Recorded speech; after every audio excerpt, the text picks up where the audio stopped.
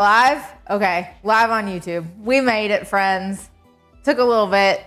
Aww. Thanks, Taco.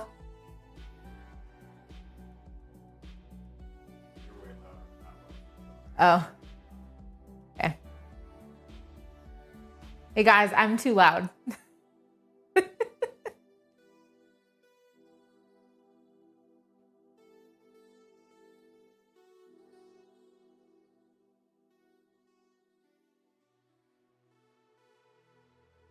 Hooray!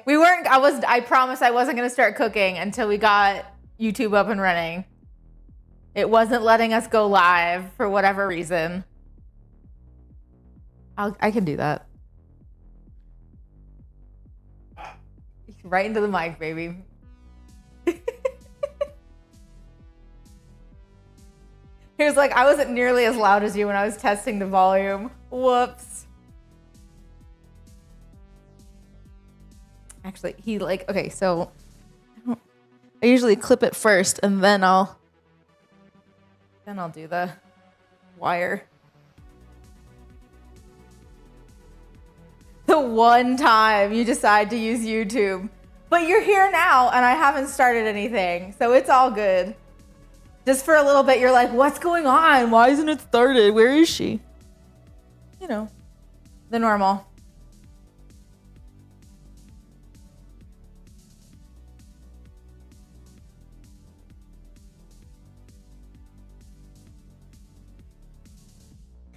Okay, do I have anybody in either chat who is going to be cooking with me today?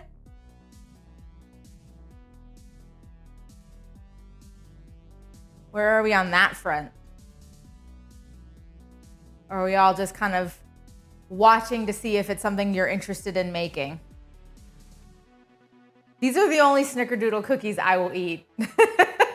I've had a lot of Snickerdoodle cookies in my life, and I either don't like the cream of tartar in them, or somebody just made a sugar cookie and rolled it in cinnamon, which is not a Snickerdoodle, and it makes me really mad. So I'm not a huge fan of, you are cooking with me? Awesome. I'm not a huge fan of sugar cookies to begin with. I need like more. It's just not interesting enough. You're gonna cook with me too? Cool. Definitely making the recipe, but not at the moment. That's okay. I appreciate you being here. Hopefully you learn a bunch of stuff today that helps you so that when you go to make them yourself, you're like already an expert and you got it. And you feel super good about it. Your butter's out, you're ready to go? Awesome. Awesome, awesome. Okay, I guess. We don't a cooking stream, yay! Yeah. We have happy accidents. I guess we'll get started. So for those of you who are already deep into my toasted milk powder cult, for lack of better terminology, I'll have to do an intro. Actually, I have to do an intro for the video, but for now, you may or may not already have I have a tin of toasted milk powder that's already made. So you may or may not already have a large amount of toasted milk powder or brown butter powder or whatever you want to call it made and sitting in your pantry. If you do not, don't worry, because this is a cook along from start to finish. I've got some whole milk powder here, and I will be making just a little bit of toasted milk powder today so that everybody knows how it's done. I'll probably make just enough needed for the recipe, which you can do, but it does take some time. So I always recommend making a really large batch of this. I'm just gonna be saying this all over again once I get started. We have a raid? Welcome, raiders. Oh, thanks, Violet.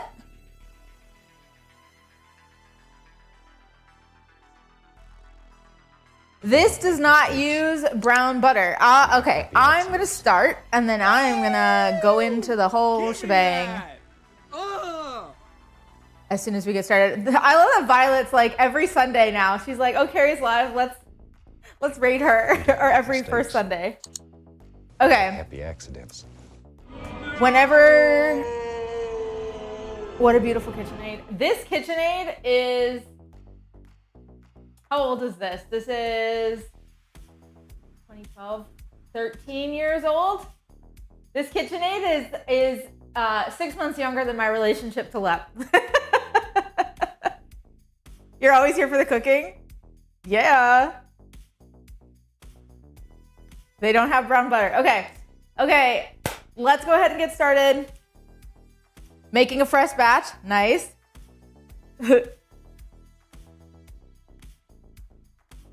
Okay.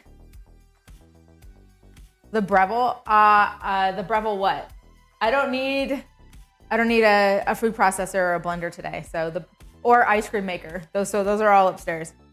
It's Viola's birthday tomorrow. Well, happy birthday. Oh yeah, and the espresso maker. You right. Okay. Okay, go ahead. I guess whenever you want to count me down for an intro. For those of you who are here, and this is your first time here during a live, I will kind of hang out at the beginning. I do an intro to kind of introduce what would be a YouTube video that kind of gets clipped from the point of that to the outro where I say goodbye, and then I will hang out with the live people who are here with me for just a little bit longer before we peace out. So that's what we're about to do, is we're about to have our kind of intro, hello, welcome, whole shebang. It's your first time here. Nurm, that is such a lie.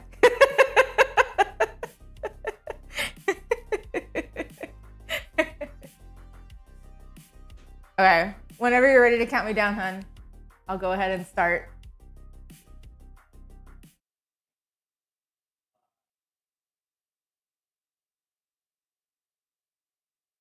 Hello and welcome to the Little Spoon Kitchen. Today we are going to be making some Snickerdoodle cookies just in time for Christmas.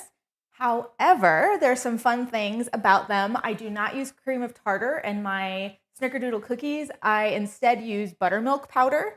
And then I also use something called toasted milk powder, which gives these Snickerdoodle cookies a really wonderful brown butter flavor without having to go through the process of melting and browning butter and then getting it cool enough in the refrigerator and getting it all mixed in and all that kind of stuff. And I will make sure that I touch point on all of that information as I am working on making some of the toasted milk powder. It is kind of one of my favorite things. It's something that I have in a lot of my recipes online, just because it's so much easier than making brown butter all the time. Let's see, anything else that I want to add before we get started? I don't think so. So first things first, we're going to start with some whole milk powder. These cook-alongs have absolutely nothing measured. Nothing is done. Everything is started from scratch the whole way through so that I can give you all of the tips, tricks as I make things, and we can kind of go through the whole process together. That does mean that I am slower than you are going to be. So there may be times where you're like, oh my gosh, she's just talking. But I promise I'm giving you good information, and I'm trying my best to make sure that the people who find this video at a later date and are not currently with me live can kind of get the same information and get everything that they need to then be successful at making this recipe at home. For those of you who are seeing this at a later date, please do know that I have a chat here and I'm going to be talking to them. They're going to ask me questions. I'm going to be answering those. I'm going to be just saying things out loud. Hopefully, if you find this later, I've answered all of the questions that may come up. If not, there's obviously always a comment section in the bottom of the video on YouTube where you can say, hey, have a question. And then I will get the notification and I will do my best to answer in a timely manner. So we're going to get started. The first thing that we are going to do is we are going to make some toasted milk powder. I today am only going to make what is necessary for the recipe. I do recommend, and I was saying this earlier, that you make a pretty big batch of toasted milk powder at one go so that you can then use it in any recipe going forward. You don't have to make it every time the same way that you would have to say make brown butter every time. I think if you make brown butter, meaning melting it, toasting the milk solids that are in the butter, and then cooling it and kind of using it, you can only have it in your refrigerator. I want to say it's 2 weeks before it will go bad because there is dairy that is not dehydrated. And so it kind of can get funky in your refrigerator. It'll take on like smells and other flavors and stuff from the other food in your refrigerator. So you really have kind of a shortened period of time with which you can make like a big batch of brown butter and then use it. And then you also kind of have to figure out how to have all of those toasted milk solids that are in brown butter be on like a flat surface so that you have like enough of it and you don't have like less in one batch than another batch. Like that can be kind of weird too.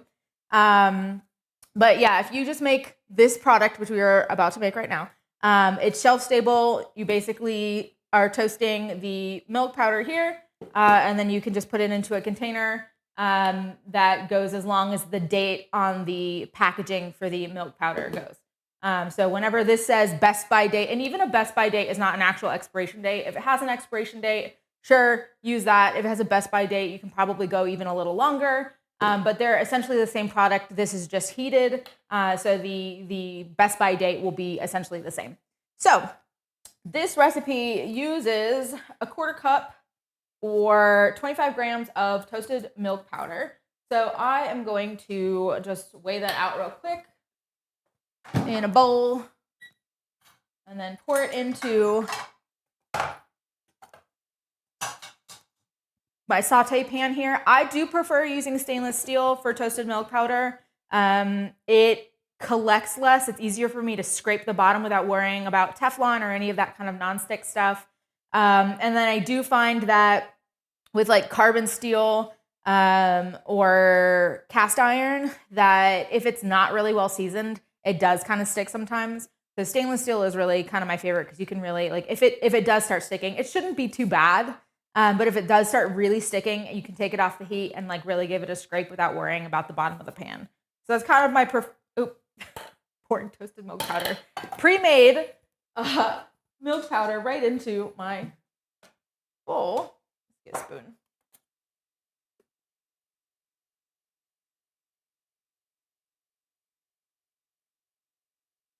Okay. Really not that much. Because this has such a long shelf life, like I said, I do really recommend making a much bigger batch than this. Doing something like, a cup and a half, or even like 2 cups. So, 360 to 480 milliliters by volume. Like I do suggest making about that much. Most of the recipes that I have on my website are anywhere between 2 tablespoons. So about 30 milliliters by volume, all the way up to a 1/4 cup, which is 60. So if you make a really big batch, then you kind of don't have to keep remaking it. But yeah, so essentially the way that this goes,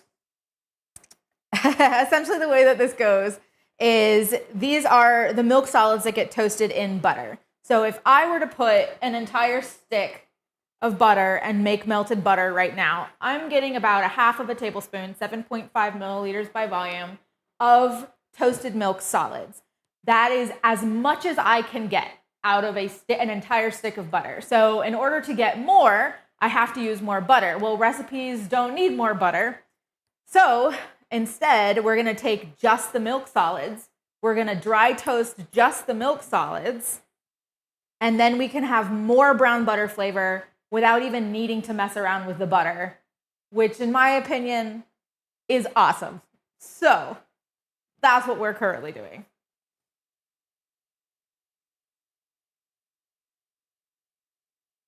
What are we doing here? There you go. You're going to put this on medium, low. For anybody who is cooking with me today, it may take you longer to toast your milk powder than it will for me to toast my milk powder because I have so much less milk powder in my pan.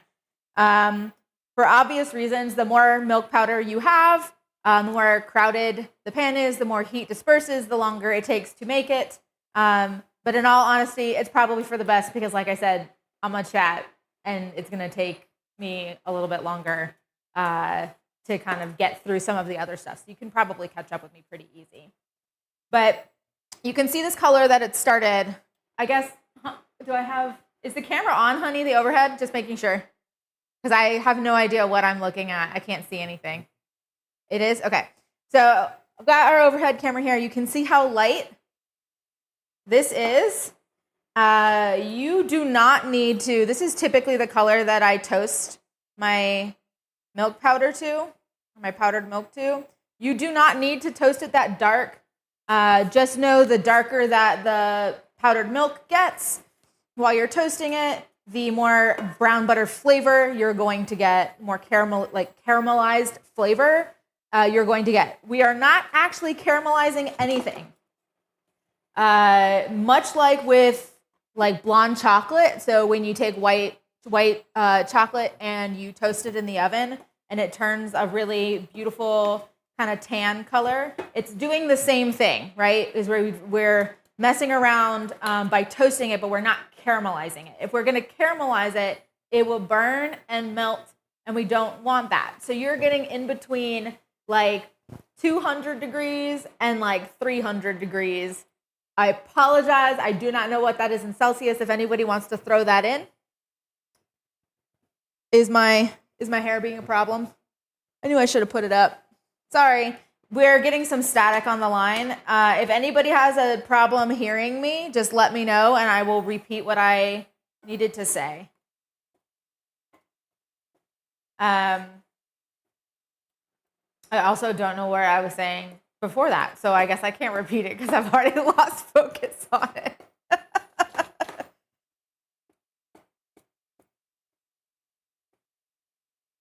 But yeah, we obviously don't want it to burn. But we're going for an in-between kind of temperature. We don't want it to get too hot, but we want it to be hot enough that it toasts and browns. So we're getting to Maillard reaction, but we're not caramelizing, if that's helpful to anybody.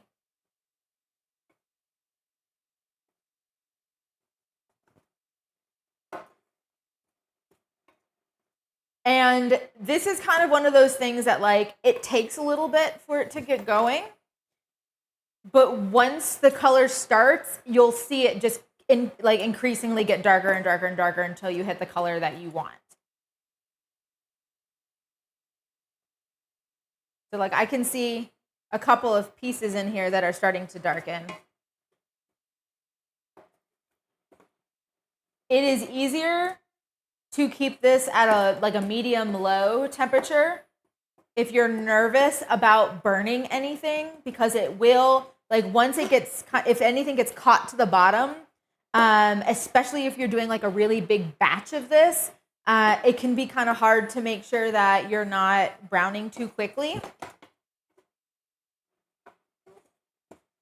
I don't know if you guys can see some of the color, so it's changing a little bit. I feel like I should have a little cup of what, I should keep the other powder all the way over here that's untoasted so you can see how much color we already have in here, because it already is turning a nice kind of manila folder shade from the cream that we had before.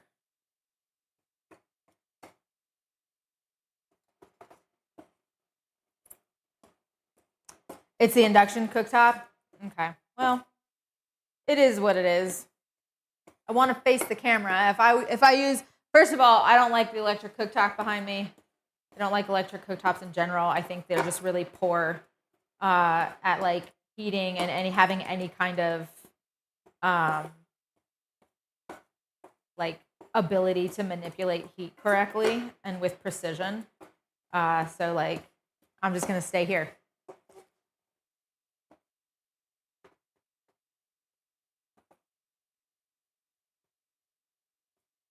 Yep, a cooking stream. You'll notice, for those of you who are making this with me right now, you'll notice that sometimes you'll get little clumps and pieces that when you scrape up off the bottom, you'll get a kind of a long or larger kind of clump because it's kind of cooked together a little bit on the bottom. That's okay. What you're gonna do is you're gonna kind of give it a little kind of pat to break up those clumps. You can also kind of go like this and press it to break up those clumps. I prefer doing something like this that moves because it also scrapes the bottom of the pan a little bit. But you guys can see like how different that color already is. Small amounts go so much faster just because there's so much surface area touching the bottom of the pan than doing like a big batch. But in the long run, doing a little bit of a bulk amount will make it easier on you because then you don't need to do this over and over again.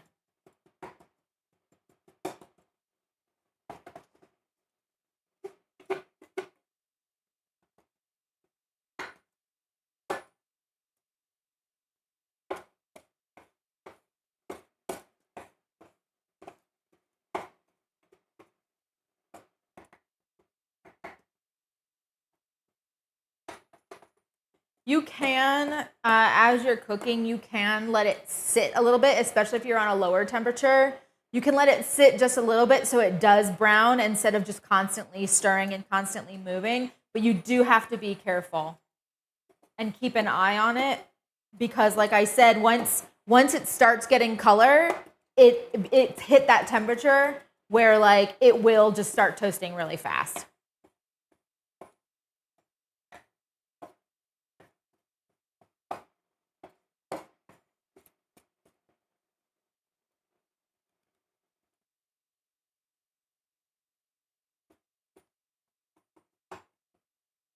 I've probably got a little less than 5 minutes left on this for me.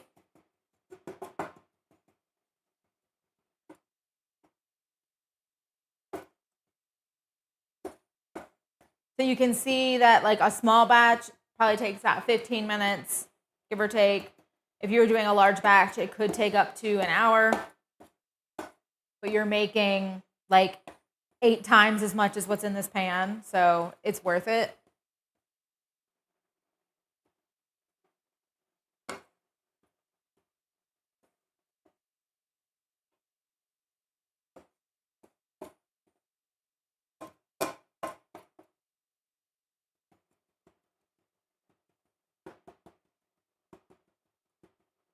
How is everybody who's cooking with me doing? Do we have any questions? Are we doing okay? I know that if you don't feel like you can step away from your from your pan to answer a question, that is a-okay. This is almost the color I want it to be.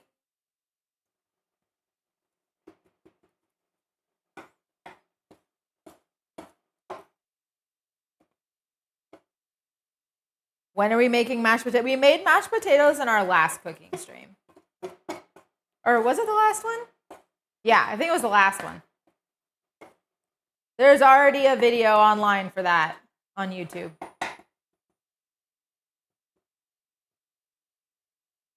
Taking a while, you're making about 2 cups worth? Yeah, that's what I did yesterday. I was running out and I was like, you know what? I know I'm going to be doing this for stream, but I don't want to be there longer than absolutely necessary because I feel like people will get bored just watching me do this for an hour. Although it is kind of satisfying. I think I'm pretty happy with this color. So if you recall where it started, this is where I tend to like. You could go a little bit darker brown than this, but I think that this is a really good, just happy medium. This is where I like to end. Some people like to toast less than this. Really up to you. Any amount of toasting will give you more flavor.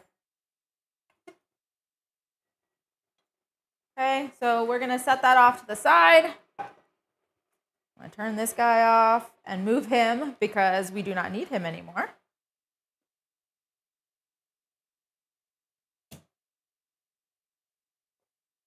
I set my pan down on a cold countertop hoping that it would stop some of the cooking, but I do need to actually keep moving that around because the pan bottom is still hot.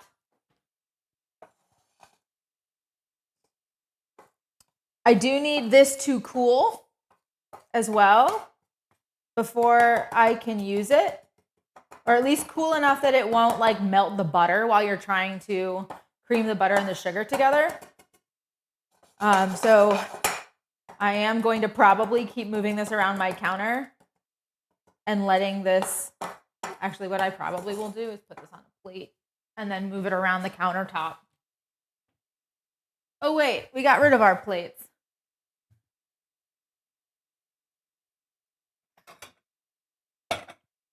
Move it to a cold plate. You could put it in your refrigerator, like pour out, like if you make a really big batch, pour out what you need for the recipe and like stick it in the fridge or the freezer.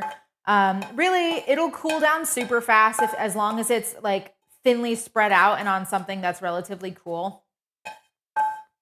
I'm gonna have to bang on this to get this out. No. I don't want to make a lot of noise. Huh? Nah, it's okay. I'll use a... Do I have a... I don't think I do. I was going to say if I had a pastry brush, I could just brush it off, but I don't have one down here. We're just going to use a napkin. Whoops. Okay.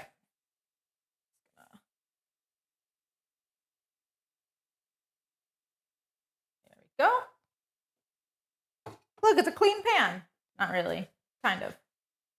Okay.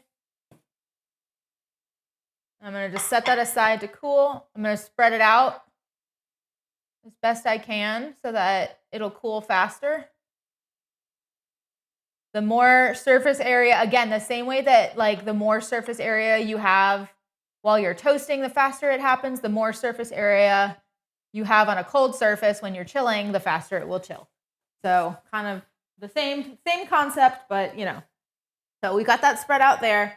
Now we're gonna start messing around with our dough and measuring out all of our stuff, all of our ingredients. Set this one aside. There we go. Okay. Let's check to see, do we have any questions?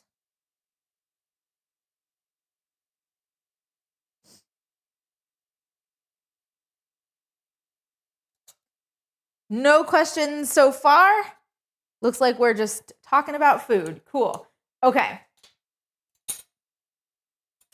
So the first thing that I want to do is I want to pour all of my dry ingredients into a bowl to get it prepped.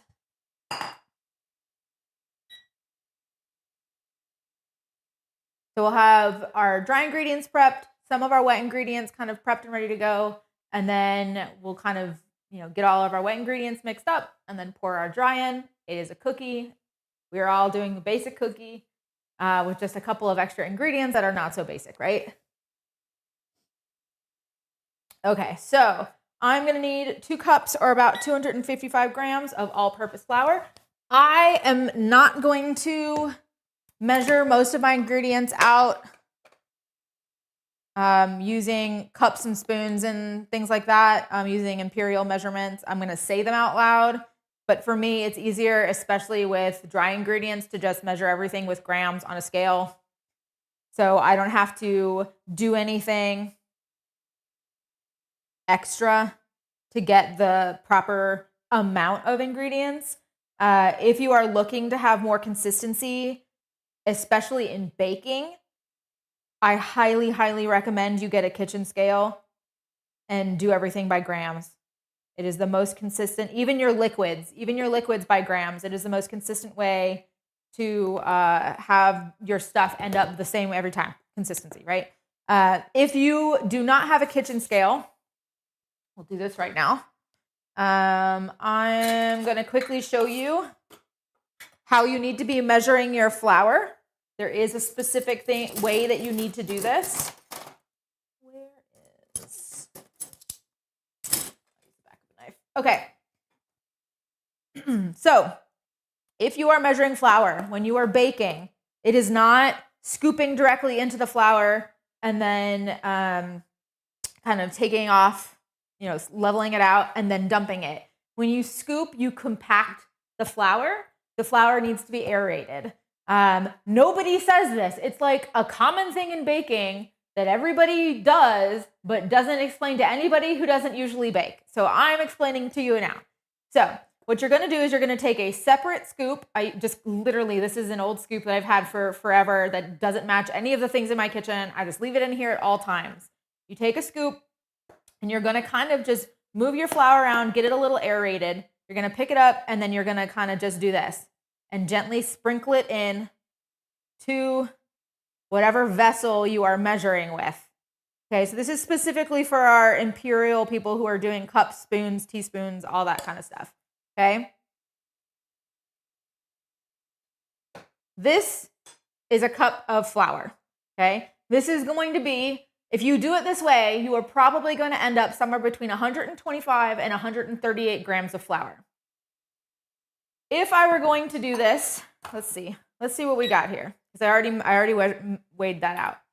I've got 122, so a little bit less. And I also spilled some on my counter, so that's probably why. I usually end up with about 125 grams when I do that. If I were going to, let's go back. Again, this is what I mean when I say like you guys will catch up to me if you're cooking with me because I do stuff like this. So if I were to scoop directly in, even if I say fluff, like I aerated my flour a little bit and it's not fully compact, right? So I scoop in, this feels so much heavier. I'm gonna level this off. Okay, let's see what we have now. Here, that's a better one. This is 145.8 grams. So I've just increased by like a quarter cup how much flour I have. And that is why if you've experienced in your baking journey that a lot of your cookies, breads, like quick breads, like muffins and things like that come out really dense. And you're like, why is it so dense? Why is it so dry? It's because you have too much flour in your recipe. And it's probably because nobody has said like, hey, this is how you're supposed to kind of scoop and then level instead of scooping directly into the flour. You kind of scoop, pour, and then level off. So hopefully that's helpful. If you don't have a kitchen scale, like I said, I highly recommend that you get one. If not, just use that technique until you can get one and use it. It will help your cooking or your baking tremendously.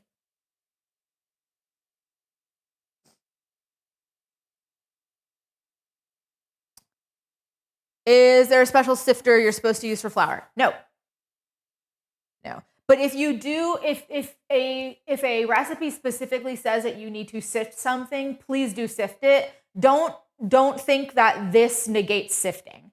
There are some, no, like it doesn't negate sifting. So like even if I came across a recipe that said X grams of flour sifted, then I would take this and I would sift this because the point is to break up clumps if they're asking for sifting.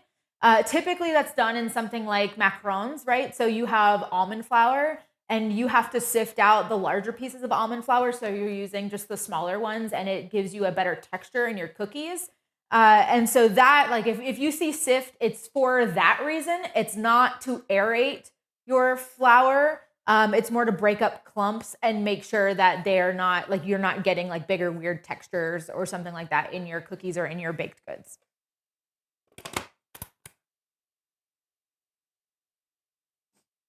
Okay, so that's our flour. Next, we're gonna do a teaspoon of baking soda. I am not gonna do a teaspoon of baking soda. It's about 5.5 grams of baking soda. I'm actually gonna do less than that. My baking soda is probably about 4.8 grams and not 5.5 because I'm at a higher elevation. So I have to lower my leavening agents by about 25 to 30%. I'm not at a super high elevation. Sometimes it's like half. So if you're over like 6,000 feet, then you would like have your leaveners. For me, I'm at 4,800 feet. So I found that like 25 to 30% is like a happy place for me with my leaveners. So for those of you who are roughly around sea level or anything under like 2,000 feet from sea level, whatever that is, again, apologies in the metric system. then you're probably good with the recipe as written. But if you are at a higher elevation, you're gonna want to lower your leavening agents down just a touch. Okay, so I want to do, what did I say? I wanted to do 4.8 grams for me, 5.5 grams for anybody who is making this elsewhere, or you can do a teaspoon. That works as well. I want to say, was it 4.8 or 3.8? I need to do the math here. I forget what I used yesterday. It worked really well. I've pre-baked these. I don't have an oven down here, which I don't know why, but I didn't realize it. So I had to pre-bake the cookies yesterday, or this morning, I guess. Okay, 5.5 times 0.7, 3.85. Okay, I was right. 3.85.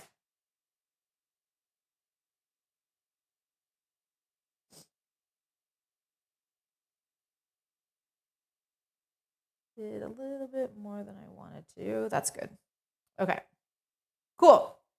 So got our baking soda. Baking soda specifically works with acid. There is quite, I know it doesn't seem like there's a lot of acid in this recipe, but there actually is. So typically, if you see baking soda in a recipe, you're going to see something like lemon, or you're going to see like orange juices, like anything kind of citrusy, right? Or you're going to, I'm trying to think of what else you might see if you're using baking soda. It's usually like some kind of citrus, right? If there's not, a lot of times people will go into a baking powder. Baking powder is useful in situations where you don't have any kind of acidic ingredients, because what it does is it's kind of double acting. Most baking powders are double acting, and they'll react with your acids that are in your recipe, but then they also react with heat. So like there's a secondary reaction, because baking powder has cream of tartar, go figure, has cream of tartar, and it has baking soda in it. And so you have an acid, you have tartaric acid, which is cream of tartar. And then you have, well, it's a partially neutralized tartaric acid. And then you also have your baking soda. And then when those heat up and melt with the liquids in your ingredients and come together, they will create a secondary rise that you may not have that first rise because you don't have a lot of acidic ingredients, but it will happen while it is baking and when it hits heat. This recipe, I know it doesn't seem like it has acidic ingredients, but it actually does. Remember that we have our buttermilk powder, which is going to be acidic. And then we also have brown sugar, which is also acidic. Molasses is acidic. So even though it's not like lemon acidic, it is going to create enough leavening that you are going to get a little bit of that like kind of like poof and like rounded corners on your cookies, and they won't just like spread out super flat. Okay, so yeah, and I prefer, we'll talk about this real quick since this is what we're gonna measure out right now. We need a tablespoon of buttermilk powder. It's about 9 grams. I prefer to use buttermilk powder in this over cream of tartar. Cream of tartar, usually you'll see 1 to 2 teaspoons, so like somewhere between 3 and 6 grams of cream of tartar in a Snickerdoodle cookie recipe, in an actual Snickerdoodle cookie recipe. I get so mad with people who just make sugar cookies and then roll them in cinnamon and sugar. That is not a Snickerdoodle, that is a sugar cookie. Cream of tartar is what makes a Snickerdoodle.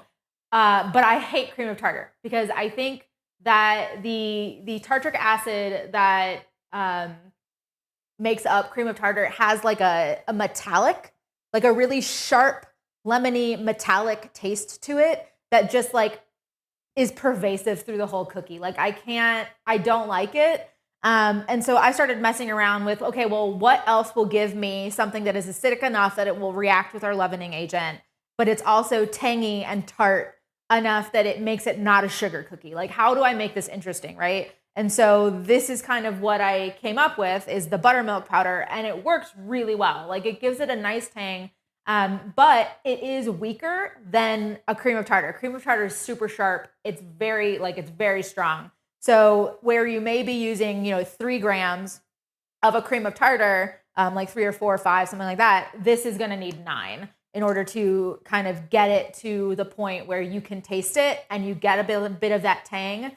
But I like that it's not metallic. Like I like that you get tang without it being tart or metallic. So that's why I ended up with this. And I think that it's good. So, okay. We're going to do 9 grams. Let's turn this back on. I talked too much. My scale turned off. Okay.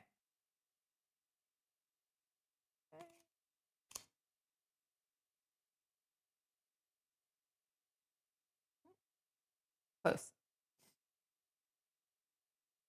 Okay.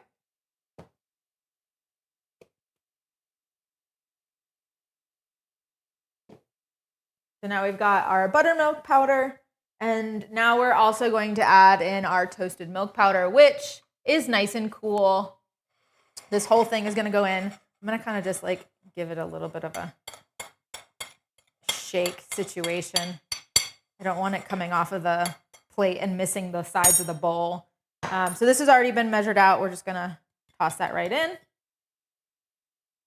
Okay, and then the last thing that we're going to add is some cornstarch.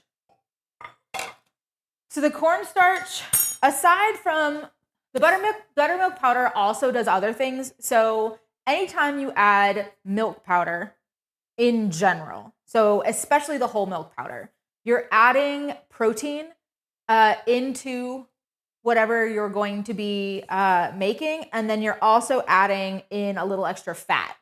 Now, obviously, if you're doing like a non-fat milk powder, you're not going to have the extra fat, the added fat that you would if you were using a whole milk powder. I prefer using a whole milk powder. I like to have the extra fat.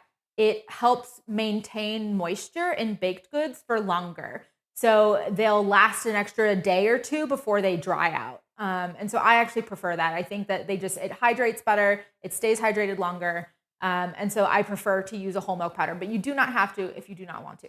But the protein also adds to structure. It lets things kind of puff up, but stay slightly dense, right? Because you're allowing for that hydration.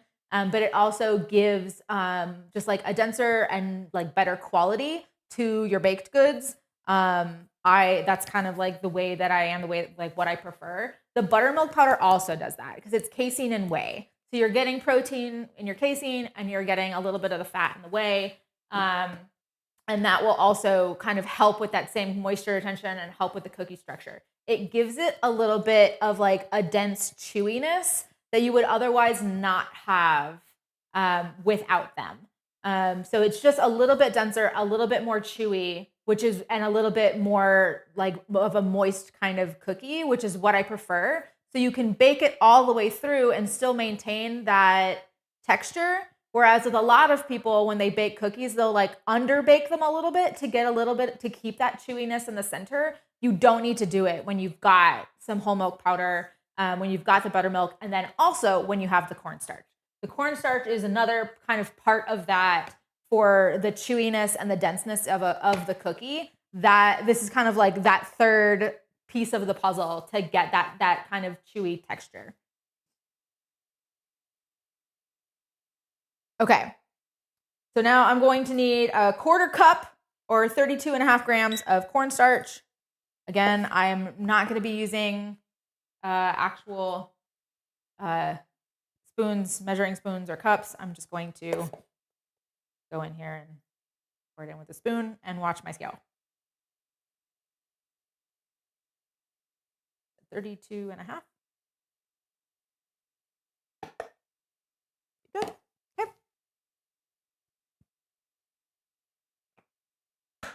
All right, how are my milk powder people doing if you were making a big batch? How are you feeling? Are you feeling like you're good? Do I need to slow down at all for anybody who's cooking with me? How are we doing? I'm just going to mix this. We're just going to mix this. These are our dry ingredients. Oh, sorry. My bad.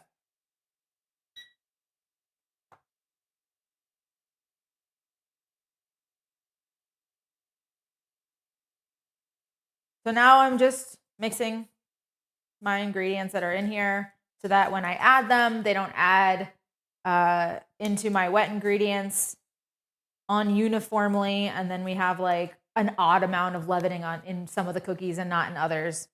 So we're just going to make sure that we are incorporating until it looks uniform. Everything gets added evenly. You should always be doing this with your dry ingredients. If there are multiple ingredients in your dry ingredients, you should always be whisking to incorporate before they get added to your wet ingredients. It smells really good in here right now too. Almost done doing a lighter batch since it takes a little long. Sorry. What you might be able to do is just take some out of your pan. And then cook the rest later. Just be like, screw it. Hey, JD. I'm going to set my dry ingredients off to the side. And we're going to start talking about some of our wet ingredients. The first one being butter. You need 3/4 of a cup or 170 grams of butter. I'm going to use my plate again. I'm just going to do this. Almost done. Oh, wait, doing a lighter batch since it's taking so long. Okay. Cool. Okay, I'm supposed to do 170 grams. A stick of butter in the US, we get these like little kind of half cup sticks. This will be about 113 to 113 and a half grams, depending on how much of it comes off on the paper here, which looks like it's quite a bit. Let's get that down. I do prefer to use European style butter for pretty much all of my baked goods. I don't think that it's absolutely necessary in this. They just end up being like a richer cookie in general. I don't think it's super necessary for these cookies. It's just the butters that I prefer. I also do prefer using unsalted butters and then making sure, and then like being able to salt according to my tastes in recipes instead of using salted butter and then having to like adjust based on that. Unfortunately, here in Colorado, I can't buy unsalted butter in bulk. European style butter unsalted in bulk. It's kind of frustrating. So that one was unsalted, but this guy is not. So my Kerrygold butter is salted. But that's okay. Okay, so I need 170 grams.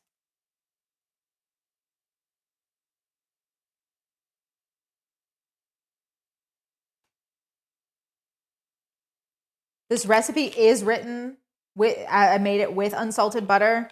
So if you do use salted butter, I would lessen the amount of salt because there is quite a bit of salt in this. I think I have like half a tablespoon. There's like, let's see. I've got 5 grams of salt in here. Come on. Honestly, I should have just, I don't know why I used a plate. You know, would have been better if I had just put the base of the mixer right on the scale. Oh well. We're gonna compensate. I'm gonna overcompensate and add just a touch more butter because I know something's gonna get stuck to the plate. So this is not what I would consider the best temperature for butter that I currently have. This is closer to room temperature butter. It's better to have softened butter. So the difference between room temperature butter and softened butter, especially when you're going to cream sugar, like you're just going to get an overall better texture and structure to your cookies if you're using the correct temperature of butter. If the butter is like immediately spreadable, right? So if you had an uncooked piece of bread, like sandwich bread, like soft bread, and you could spread it without it like pulling up the bread, that's too soft. you should not be able to kind of just like, your finger should just not kind of fall through the butter. You should press and it should indent without like a lot of force. So essentially, let's see if I can think about it. If you have like Play-Doh and you like press into it, that's a pretty good texture for a softened butter. But like this is probably closer to room temperature. So I'm gonna have to be careful with this batch of cookies. Violence is sometimes the answer. Somebody said they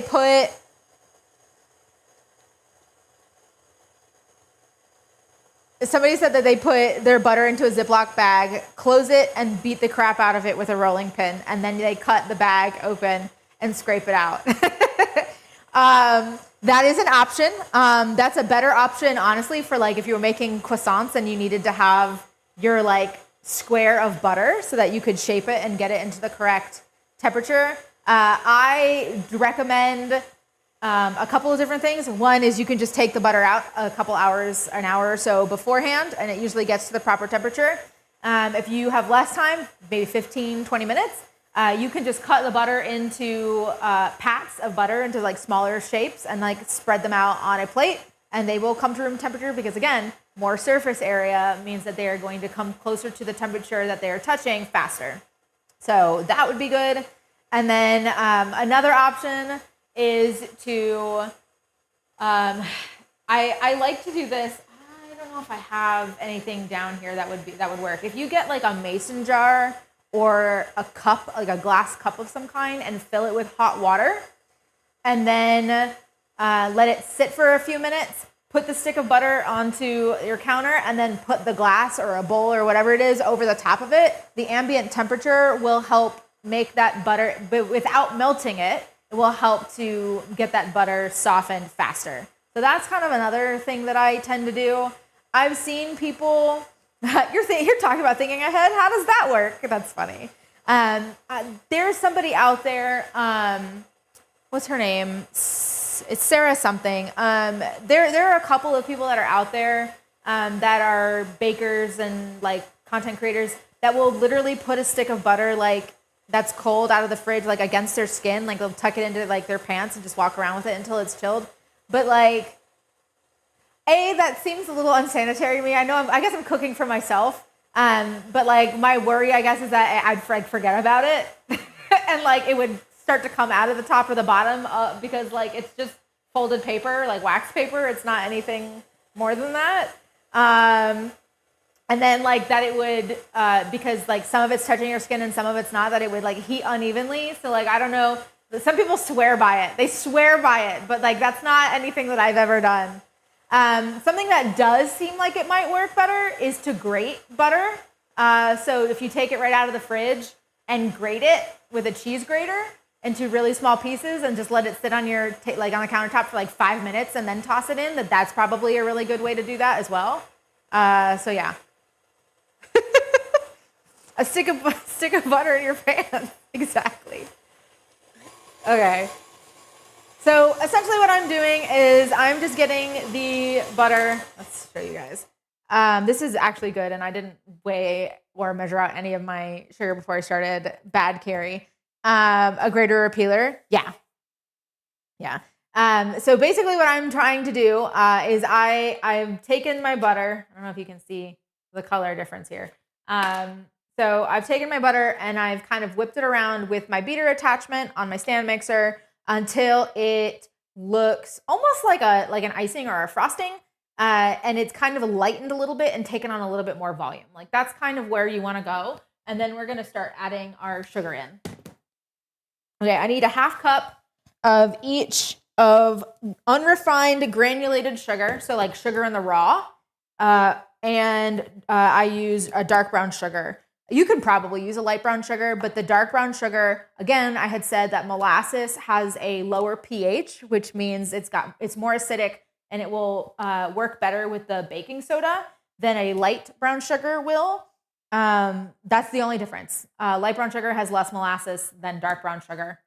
So I almost always use them like the same. Like I don't, a recipe says light or dark brown sugar. And for the most part, I'll just like interchange them. unless I know that there's like an intention to have more or less molasses flavor. That's the only time that I listen to those recipes. So yeah. But you do want dark brown for this one. If you don't have dark brown, you could just like toss a touch of molasses in with your light brown sugar or even with regular sugar. And that will kind of make up for the fact. Most of the time in the United States, I'm not sure about in other countries, when you buy light or dark brown sugar, most of the time it's just refined sugar. So the white sugar, white granulated sugar. And then they put molasses in and mix it together. And it's not actually like unrefined sugar. Like it's refined sugar with just molasses added into it. And you can tell the difference if you're ever curious about what you have in your house. If you get like a little handful and run it under the water, if the granules are clear when water is run over them and the molasses washes off, if the granules are clear, then it was refined sugar that just had molasses added back into it. If those granules are still like a caramel kind of tan color, then it's actual like light or dark brown sugar that was like unrefined and kind of unprocessed or less processed, I should say. So yeah, cool. I'm not sure if that's important or not. I am calling for, in this recipe, I am calling for like a sugar in the raw and not a refined white sugar. And that is for a reason. I'm going to measure these out and get it going, and then I will explain why. Okay, so we need half a cup of our dark brown sugar packed. It's 118 grams. So what I'm going to do is I'm just going to turn on my scale. But just so you know, you want a half a cup of packed dark brown sugar for those of you who are using your measuring spoons.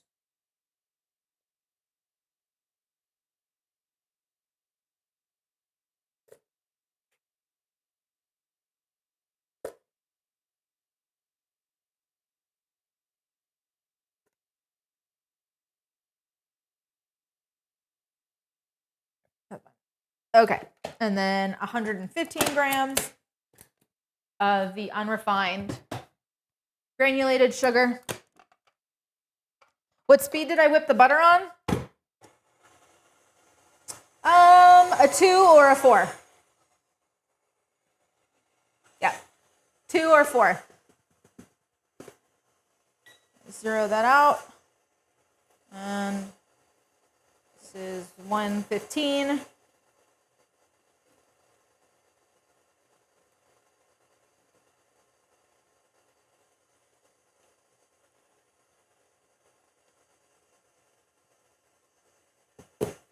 Close enough. Okay.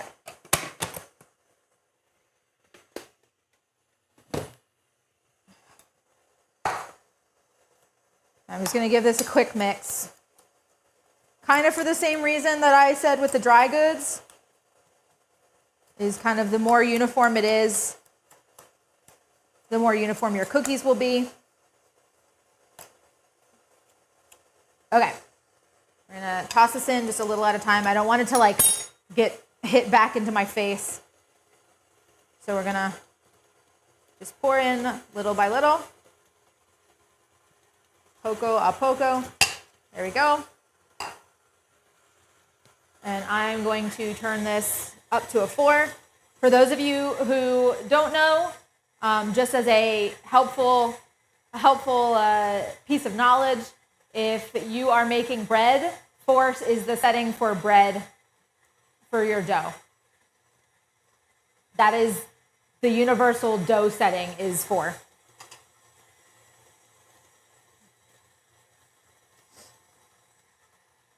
So I am using the dark brown sugar specifically to react with my leavening agent, right, with my baking soda. And I am using unrefined sugar for the same reasons. So I've noticed that with a granulated, like a white sugar and a refined sugar, so you get more aeration in your cookies, which allows them to be lighter, but also makes them crispier. And it reacts less because it's so neutral, right? It is a neutral, completely neutralized sugar because they've taken everything out of it and you just have that white sugar. So less leavening, right? Less kind of like puff when you're baking with your baking soda or your baking powder or whatever else. So I used both of them when I was testing this recipe, and the white sugar Snickerdoodles, they spread more and they were crispier, and the unrefined sugar were higher, less spread, and were chewier. And so that's kind of why I stuck with that specific ingredient. I did write down here for anybody. Let's do it. Okay, if you're doing a white sugar instead of the unrefined sugar, so if you're doing a refined sugar versus the unrefined sugar, then you need to add in a half a teaspoon of baking powder. So right now we're using just baking soda. You do need to have baking powder because you need to have that secondary reaction with the heat. I'm gonna turn this off. You need to have a secondary reaction with the heat from the oven in order to get that extra oomph of leavening that you're going to lose when you're using a neutral sugar, okay? And then I also do suggest that you reduce the salt to just 1 teaspoon instead of the, did I say sugar? Salt. Salt to 1 teaspoon instead of the half of a tablespoon. A half a tablespoon is a teaspoon and a half. If anybody is wondering, for our measuring cups and spoons people, we have 1 teaspoon, 1.5 teaspoons equals a half a tablespoon. So you're basically just taking a half of a teaspoon out of your salt amount. And that's basically just because the refined sugar has no flavor. It's really clean, right? And so that salt comes through way more than it does when you were using the unrefined sugar. So that's why I lessened the salt in that a little bit. So if that's helpful to anybody who is making this at a later date, if you do not want to go out and you're like, I keep white sugar in my pantry at all times, I don't want to go out and buy another ingredient. This cookie is possible. This cookie is possible with that sugar. You just have to mess around with it a little bit to get it to work. Okay. This is about where I want it to be before I start adding in my other ingredients. So essentially what I'm looking for, let's see. I'll stop it now. It's almost where I want it to be. I've got a little bit too much. The granules are just not smooth enough yet, but I am getting a lot of the extra aeration, the extra volume and stuff like kind of put into this. So it is starting to look a little bit like a kind of a whipped cream, but like super, super granulated. And so I want this to just be a little bit smoother, just a touch. And you have to, kind of one of the things about cookies is you do a lot of mixing on the front end with the butter and the sugar, and even the eggs, like you do a lot of mixing, getting all of those things incorporated. And then once you add the dry ingredients, it's like, once you don't see any more flour and it's hydrated in, you're done. Don't mix it anymore. Because once those dry ingredients go in, the more you mix, the denser the cookie gets and the harder the cookie gets when you're baking it, and it's not fun.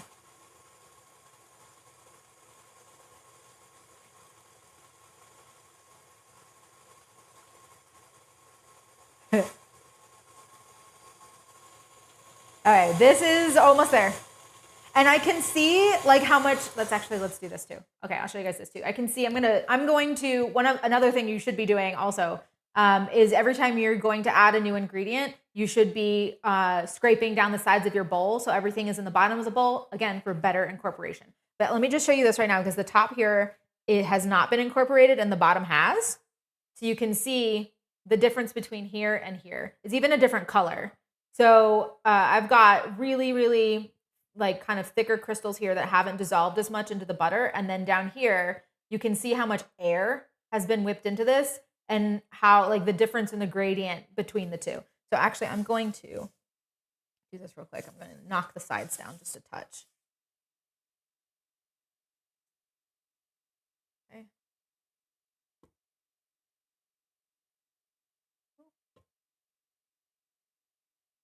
There we go.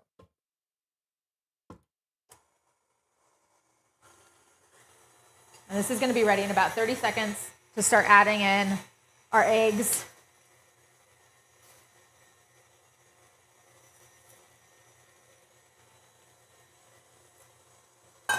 We're going to be adding 1 egg and 1 egg yolk. And I will explain why I did that too in just a second.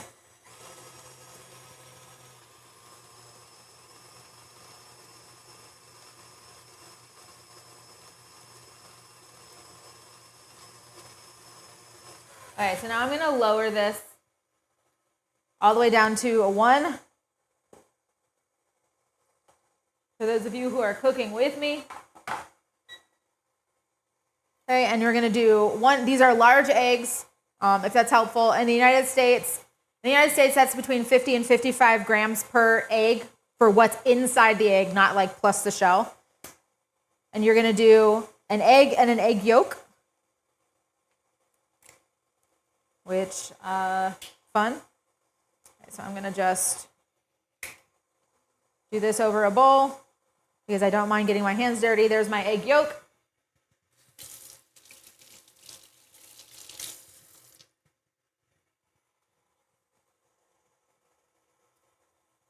Okay, set that off to the side.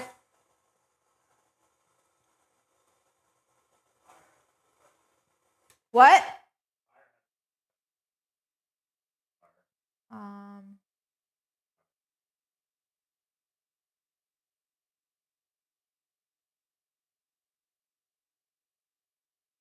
Oh, okay. Yeah, I'll have okay, so I have a question from someone that says, when putting baking ingredients in airtight containers, is there any ingredient that you leave in the original box bag and seal the whole thing into an airtight container? No. Honestly, you can leave anything in its original container. You don't need any of this kind of stuff. This is just because I have ADHD, and if the container isn't see-through, I forget it exists.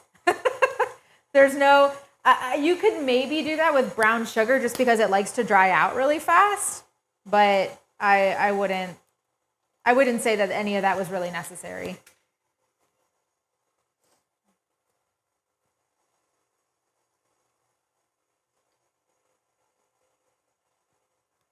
Your first time hearing what constitutes egg grades? There's an FAQ somewhere on my website that talks about different size eggs. I think it's with the pasta. It's either with gnocchi or with the pappardelle pasta.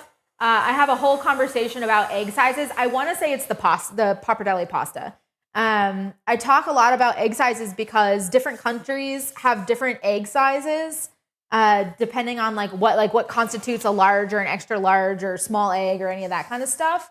And so it can be really confusing. And it used to, specifically for pasta making, it's 60 grams, right? So you do, I think it's like 120 grams per egg or something like that, or 100 grams of flour per 1 egg.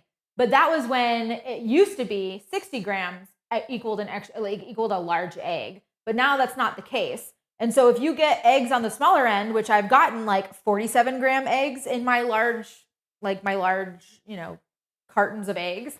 And so I'm getting way less egg to flour ratio, and then you get like really dried out pasta. And so it's kind of important, especially in those cases when you've got like such simple ingredients and it's literally just like flour and egg, that you have those ratios correct, or like it's never like you're going to end up with wet or dry. And sometimes, most of the time you end up with a dough that's workable, but sometimes it's just like not good. So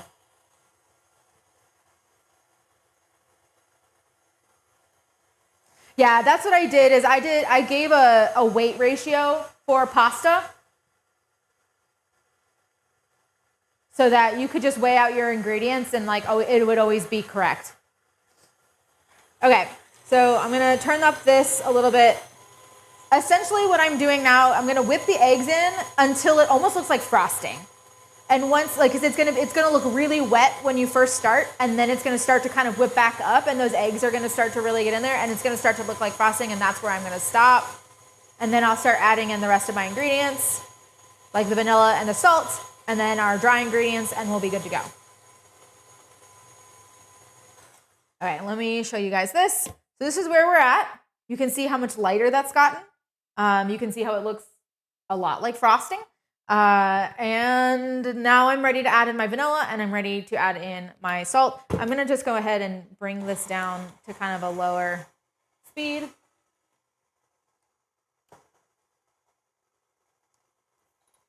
Okay. Oh, the reason I added in, I should say this. Okay, hold on a second. I'm not done yet. The reason that I do 1 egg and 1 egg yolk instead of just 1 egg or 2 eggs or whatever that looks like, or even a white, right? So that yolk, again, we were talking earlier about added fat and how added fat creates a denser, chewier cookie. And so that was the purpose of that extra yolk. If I have just a single egg in here, then the cookie is lighter and crisper. And if once I added in that extra yolk, it gave me a denser, softer cookie. And that is what I was going for. So that was the purpose of that. I know it's kind of annoying to like use 2 eggs, but not use the whole other egg, like that, how frustrating that can be, but it actually does serve a purpose and it is part of the textural component of this cookie. So I swear it's for a reason. Just because I said so, that's why. Oh, I already unscrewed this. Okay, I need, this is the one thing. Here, we're gonna measure our liquid out. I need 10 milliliters, 2 teaspoons of vanilla. Okay. And then I'm going to add in my salt. That is a full tablespoon. That's too much. I want this guy.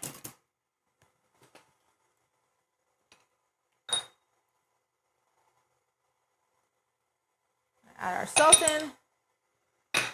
And we're adding new ingredients in. Going to scrape down the bowl.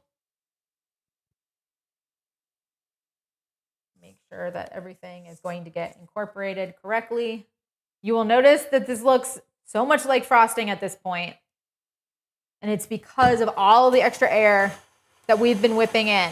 And the kind of cool thing is like you can afford to add this much air in because we've added so much extra protein between the milk powder, our toasted milk powder, between the buttermilk powder, and all of our other ingredients that just have protein in them in general, like flour and eggs and stuff like that. Like it's adding so much extra structure that like I can afford to just have this kind of like whip up.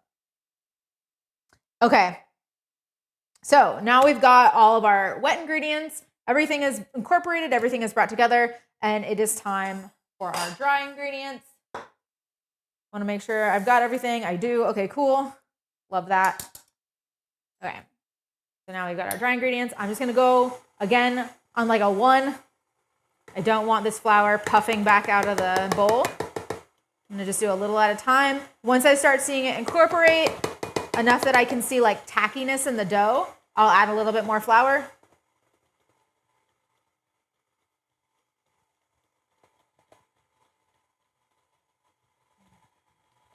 This is a thick cookie dough. Let's lock that down before that pops up on me. Okay. And then again, so now I'm done. That's it.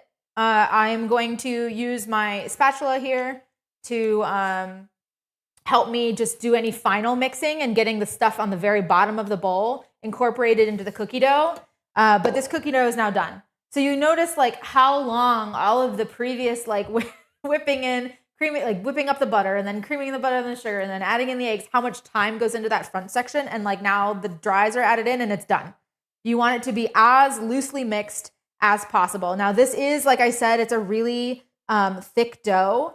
And that's just because I want these cookies to not spread super wide. You're literally going to be you're going to roll them in a ball and then cover them, right, in your cinnamon and sugar. And I don't want these to be, to like spread out all the way. I want them to be thicker. So there is a higher ratio of flour in these cookies. That is a LEP sticker on the microwave. It is there as an Easter egg. It is there on purpose. Thank you for noticing it.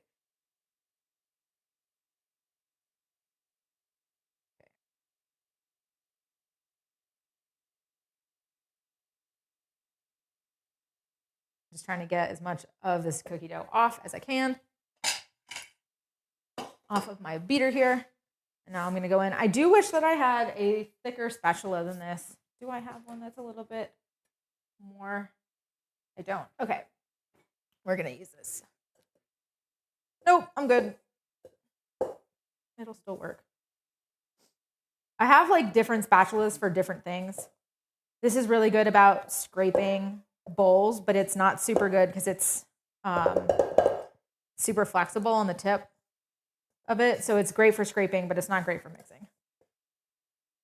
In all honesty, I could just use a bowl, or not a bowl, a spoon, but we're already here. This is what I'm doing.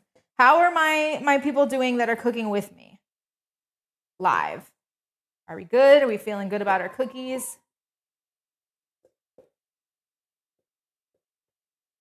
I'm basically just kind of scooping around under, pulling the whole dough ball over, and then giving it a little bit of a press, making sure that all those ingredients incorporate and become hydrated.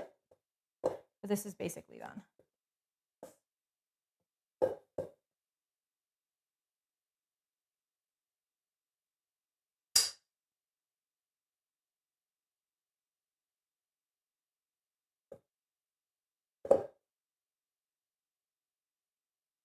Doing good. Your arms are getting tired.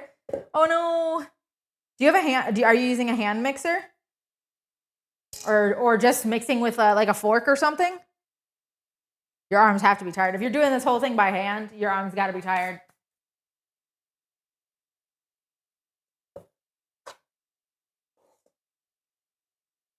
Okay. This is done.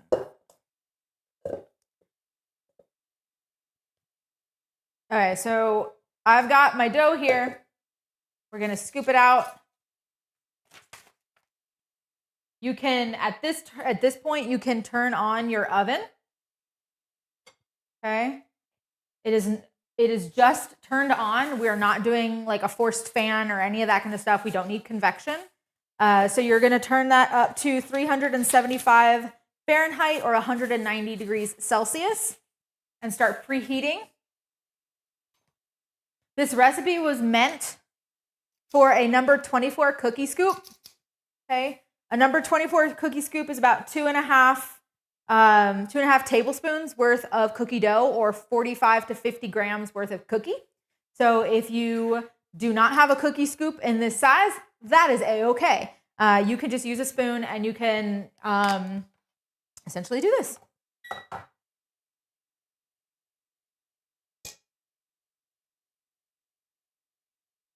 And just kind of make your cookies to the correct amount. There we go. Hey, a cookie, okay? So you are going to be hand rolling these. I tend to just kind of scoop them out onto a tray and then I'll roll them. So I'm about to do. Right now.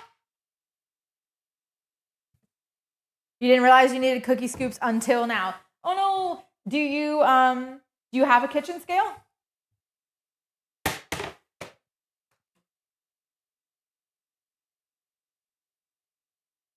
Still creaming butter, sugar, regretting professional size stand mixer.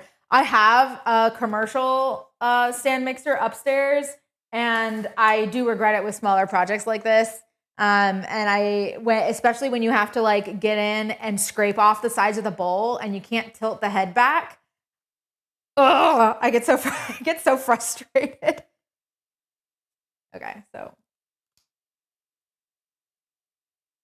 I'm gonna do scoops. A cookie scoop and a melon baller. I don't know if my melon baller is down here. I don't think it is. No, melon ballers are much smaller. Much, much smaller. And a melon baller will typically have, so instead of let me do this. I don't know if you guys can see this now that I've got cookie dough all up in this thing. There's a sweep here that you can see with that helps scoop the dough out. A melon baller typically has it's like here, there's like a little hole that pushes the melons forward instead of sweeping them all the way out. Typically. You could use it as a melon baller, but it would probably break it. Cookie scoops aren't meant to be used with anything that's like heavy duty. Like I've broken so many cookie scoops, not so many. I've broken 2 because, fool me once, Shame on you, fool me twice, shame on me. Whoops, my bad. I did actually do this twice before. I was like, you know what? I think I should maybe never do this again. But I did learn a lesson where I chilled my cookie dough and then tried to scoop it and broke the sweep that's on the inside because it's not used to working with such a cold, thick dough. So mistakes were made, but no longer. Now I will pre-scoop if I'm doing any kind of cookie that needs chill time, particularly so that the butter can like really harden and set in the refrigerator. So like a 24-hour or 48-hour long like wait for a cookie. I will pre-scoop because trying to scoop after the dough has been sitting and is chilled is terrible. What if you want to just eat the dough raw? Don't do that. That's what I say. Don't do that. Don't do that. Flour is not, so flour and egg are not cooked. And so you should wait until they're cooked before you eat them. That's what should happen. Or you can pre-toast your flour and use like a different, like an egg replacement or something like that in order to avoid that and eat as much cookie dough as you want. You have to bake it in the oven. You bake your flour in the oven to toast it. In all honesty, I think I kind of would love to try doing some recipes with toasted flour because I'm kind of wonder if that would taste different. I'm like fully interested in that. Hear that, chat? Do it when no one's looking. Hey.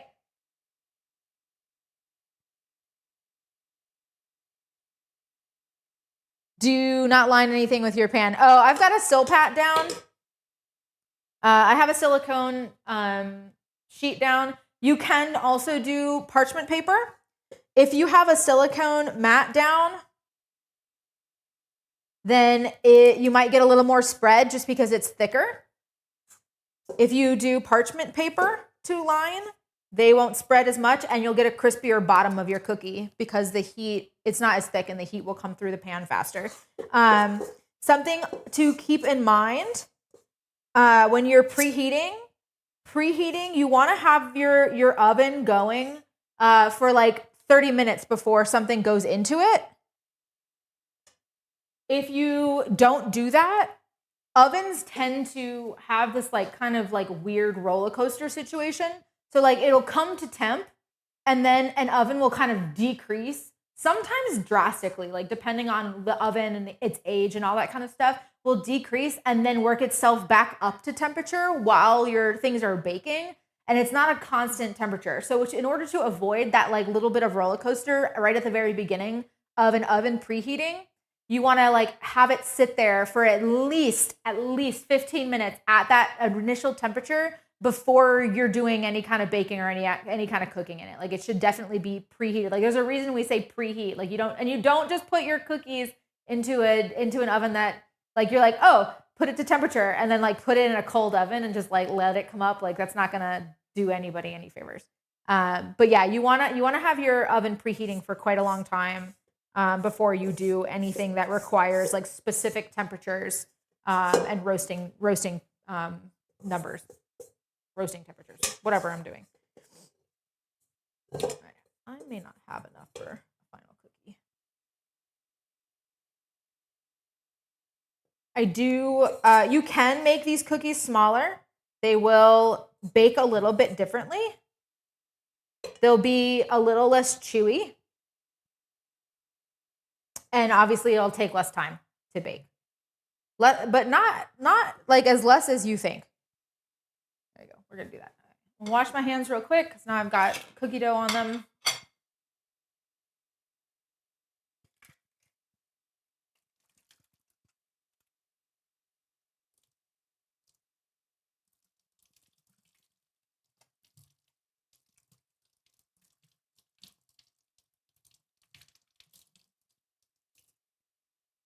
Oven temps aren't a concern when you cook in a microwave. Okay, hear me out. I use different power levels in my microwave, so I even worry about temperatures in my microwave. Oh man. Yeah, I do I have essentially like when I'm reheating bread, I will do like a power level 10, like a really low one, and go in like 15-minute or 15-second increments. And then I do certain things that are like if it's like beverage or soup or something like that, like I do different settings for different things. Because a microwave is heating up the water molecules and whatever you're bringing back to temperature. And if they overheat, then especially something like bread in particular, and then anything that's like dairy will separate and break. So like dairy will curdle and break. Sauces and things like that that have dairy in them or anything like that. That's not good to like bring up to a really high temperature fast. It's like a low and slow on your stovetop kind of thing. And then bread is kind of the same thing. It's like if you heat those water molecules too quickly, then it gets stale and hard. And so I do things at lower temperatures. It's fine. Any opportunity to cook, and I'm doing it. Like I am the only one in every job that I've ever worked in. I was the only one that ever like opened the door, even here, like opening the door and like reading all of the instructions on the microwave for like what reheating settings are and how to use it. Like that's me.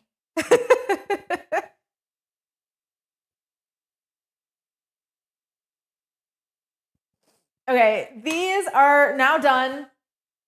They are going to go into a refrigerator for about 20 minutes. I am going to cover them because I don't want them to, I know they're only in there for 20 minutes, but I don't want them to dry out. So part of this process is getting the cinnamon and sugar to stick to the outside of these guys. And that's really kind of hard to do.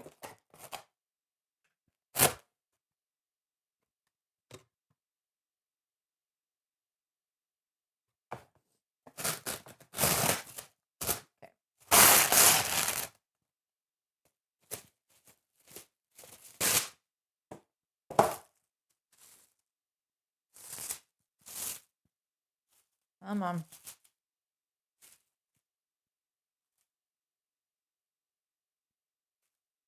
So I'm gonna let these guys chill.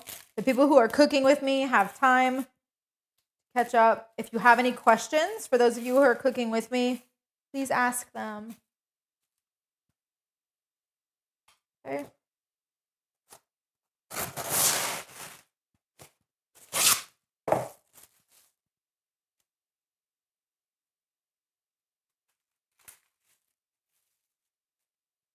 Okay. So these are gonna chill. We're gonna make the what we're rolling our cookies in right now, the cinnamon and sugar mixture. This is kind of honestly, this is the hardest part of this whole recipe is the cinnamon and sugar topping because cinnamon is, okay, cinnamon is hygroscopic and it pushes moisture away. And so it's like once the cinnamon sticks to the outside of the cookie, it's hard to get the sugar to stick to it as well. Because now there's not any tackiness because the cinnamon has coated the cookie. And so you have to be like really quick and methodical about how you are coating the cookies in order to get them to coat correctly.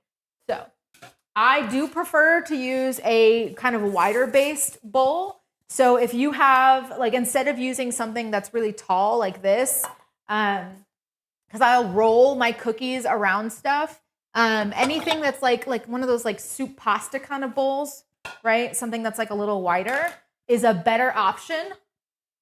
I guess this one here is a pasta bowl. I'll pull it out real quick. So like that was a kind of wide bowl. Your pasta bowls are even wider, are a good option. When it comes to rolling these, when I'm doing something like a chicken parmesan or whatever, and I've got like breading, I like to have like kind of steeper sides so that I can kind of get everything kind of folded over the top of it. But because this is so hard to get things to stick to it, having the wider and being able to kind of press and roll around, it's just better all around to get that to go well. So I'm gonna put this in the refrigerator too. Get this egg white back in the fridge. And now we're gonna grab again our unrefined sugar. I did notice that the unrefined sugar, the granules are larger than the white sugar. And so you get a little bit of kind of a crust where you have like little granules of sugar on the outside of the cookie, which I particularly liked. And it stuck a little bit better. You can use the refined, like the white sugar though. If it's what you have in your house, you can absolutely use it. This just worked better for me. And since it was already in the recipe, I just kind of stuck with it on the outside. I did try brown sugar because I was like, this doesn't stick very well with the cinnamon. I was getting frustrated and I was like, brown sugar, it's sticky. It looks terrible. It tastes fine, but it looks absolutely terrible on the outside of a cookie. So yeah.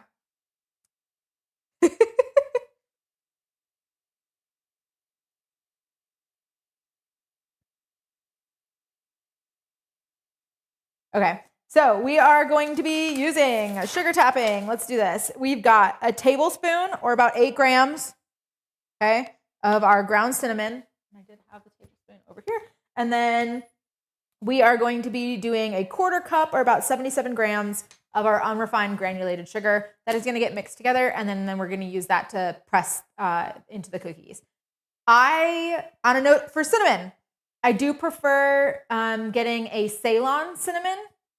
You might also see it as like Saigon cinnamon, but American cinnamon is not as strong and it doesn't taste as good. And so this is what you want to get, is you want to get cinnamon that's from Ceylon, like comes from Ceylon, not, how do I say this? It's Ceylon. It is the literal like plant.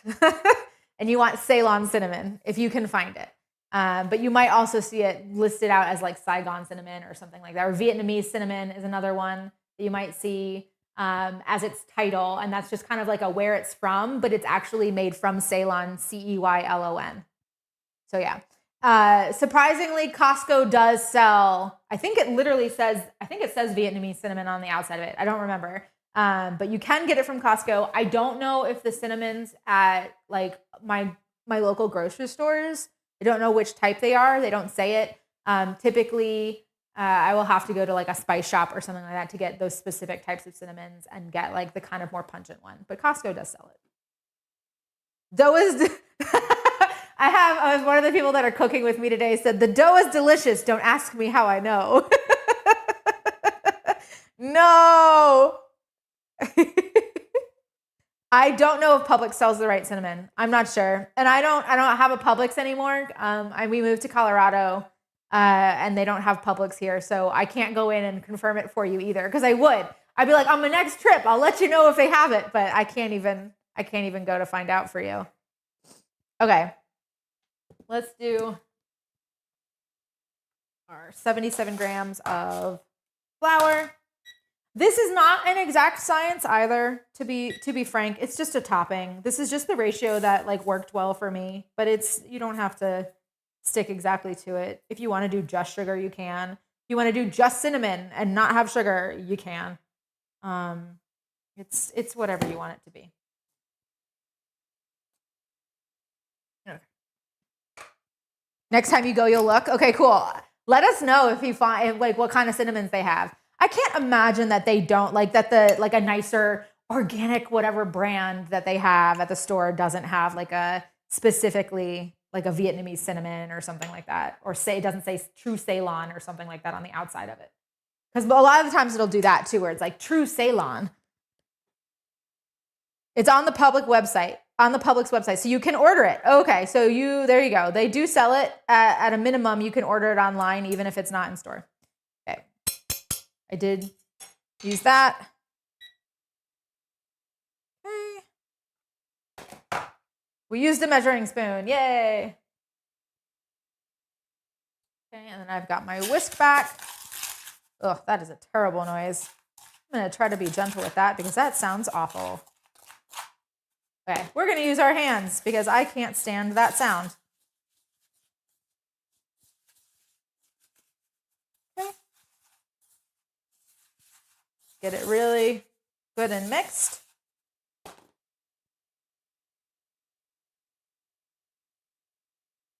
Oh, you should definitely make it 0. If they're your wife's favorite, you should be making her cookies. Screw flowers, make cookies. Come on. I want that on a t-shirt. Get me a bumper sticker.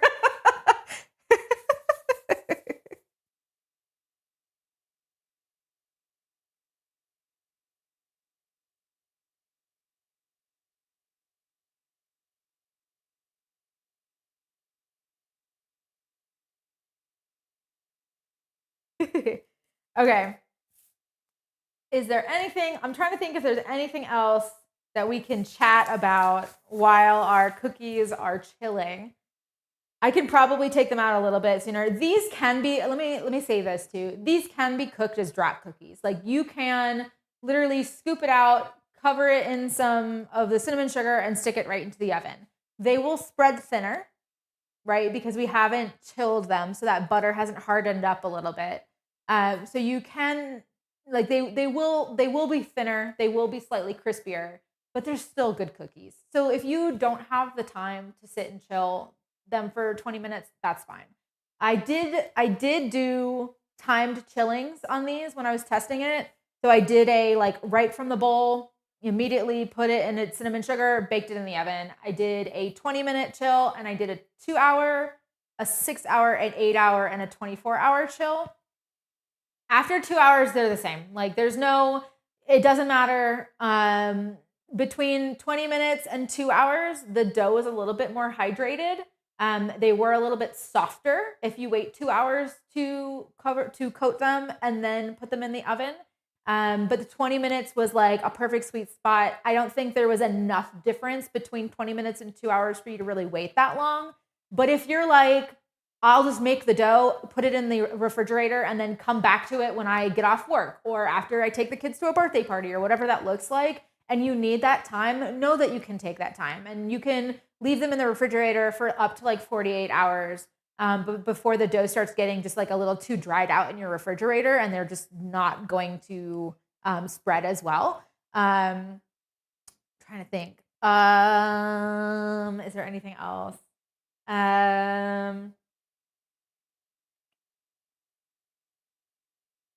I am going to show you how to roll and try to get the cinnamon sugar topping on the outside.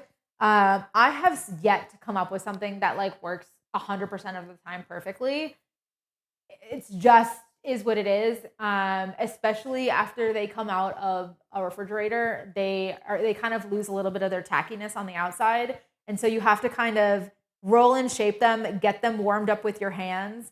And then when they're like a little sticky, you can kind of do the outer coating. But it can, you'll see it when you go to do this. It is honestly the most frustrating part of a Snickerdoodle cookie. And I honestly just want to cook it without the outside topping, but it does make them better. And so like, I'm kind of resigned to have to do it. But the shake and bake method is not going to work. I can show you guys that it won't work too. Actually, we can do a little experiment here. The cinnamon, what's going to happen, my hypothesis is that the cinnamon is going to coat it, whoop, and then we're going to lose the sugar. Once the cinnamon gets stuck to the surface of the cookie, it prevents the sugar from sticking. And so if we shake it, that cinnamon's going to stick and the sugar will not. Roll them before you put them in the fridge to chill.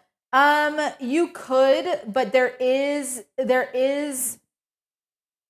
when you start moving them from baking tray and moving them around, some of the sugar will knock off of it.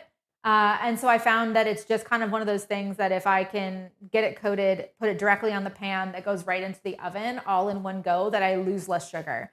Honestly, the sugar is the problem.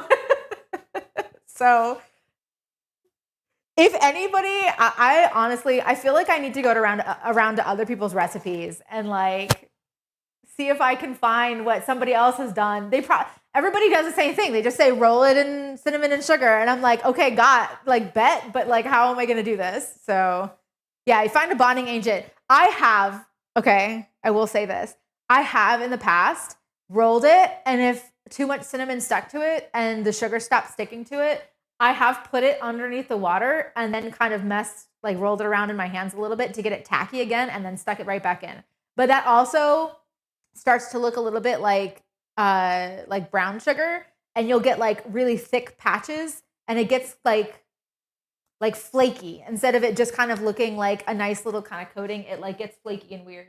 I have pre-baked cookies down here. Like I said earlier, I don't have an oven down here. And so I had to bake some kind of beforehand so that I could be like, and these are what they look like. I think I have one upstairs that I did that like water method thing with it and it like was okay.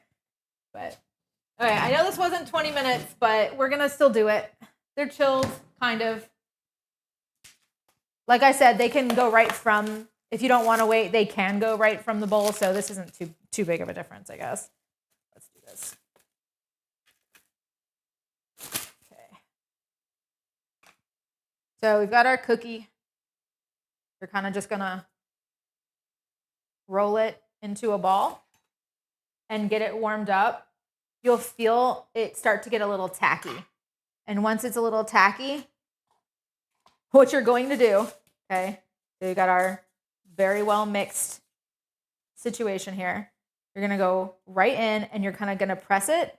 And then you're going to roll around like this until you've hit all the sides. And then that's it. And stop. Don't roll anymore. You're done. It's done. And you got to stop what you're doing. And I don't have a plate that I can put this on. Actually, we'll do this. I'll bring the pre-baked cookies here and I'll just move these around. Oh, here, I did the water one on this. You can see how it like a lot stuck and then it kind of gets like a shaggy look to it instead of this like really pretty kind of situation. But that's it. That's done. Okay. I'm going to do a couple of these wrong so that we can all see kind of how that works and like what to do if we mess up or if it like stops sticking. And then like, I don't want anybody to get frustrated because I know that this is probably like, it can be a frustrating process. Okay. So we've got our tacky cookie here, right? And so if I'm just doing this and I'm rolling it and I'm putting it on top and I'm doing this and whatever, and then like you get the difference, right, between the two. So you see how much sugar is on that and how it's even like almost a different color. You can see there's more cinnamon on this guy than there is on this guy. Once the cinnamon starts sticking to the outside of the cookie, it knocks all the sugar off and then the sugar doesn't stick. So like if I was like, oh crap, and I like started trying to press, like no, like it's like less and less. Every time you pull it up, there's like less sugar on it. So what I would do in this situation is I would probably like put it in my hand and try to get it tacky again and try to work through that. It's so frustrating. But like see how little is on? Like it just comes right off of it. But this is where that whole water thing kind of came into play. And I can give this as an option to do this, but I feel like it has to be done a specific way. And even then, like it's not as good as the very first roll through. The first roll through is always the best one. Anything after that. So okay, something that I was thinking, how do they stick sugar to donuts? It's warm. The donuts are warm, so it sticks to them because it'll melt and stick. Melted butter, I was thinking melted butter or even like honey or like a syrup of some kind, like if you did like a really light coating of syrup. The problem with that though is that when they go to bake, because now you have to bake them for 10 minutes, is they may burn. And so we also don't want that to happen. So yeah. Yeah, we don't want the extra sugar or things that can brown or crisp or whatever. Butter may be an option. But I would not put sugar like a syrup. I was thinking about that. That did cross my mind. I would not do a syrup though, because a syrup is sugar. It will caramelize. It will burn in the oven because it's on the outside of the cookie. Okay, so we're gonna take this over here, and I'm just gonna get it a little wet. Now remember how I said that that cinnamon is hygroscopic. So when you put this, if you could put it like right under the water and it won't look like any water stuck to the cookie, even though you put it underwater because it's got cinnamon on it. So you still have to have it in your hand, and you have to roll it around until, again, you can feel that tackiness kind of start to show. And you want it to dry out. You don't want it to be like super, super wet. You want it to just be like a little tacky, which this is definitely becoming tacky. Okay. And then you're going to have to do a really fast roll because now it's tacky and wet and a lot of sugar is going to stick to it. And so you have to like do it really fast.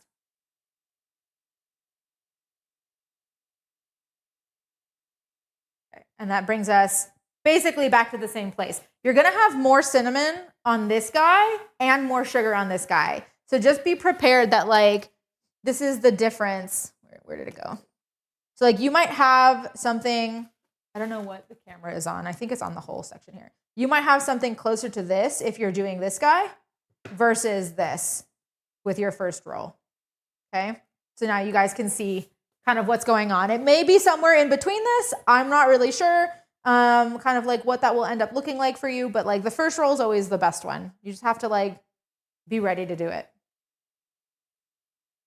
When using milk powder, do you reduce the amount of flour also? No, you don't. You do not. You can literally add powdered milk.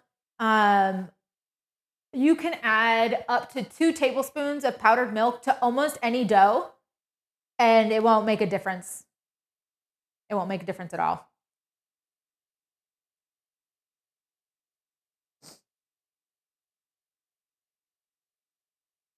Okay.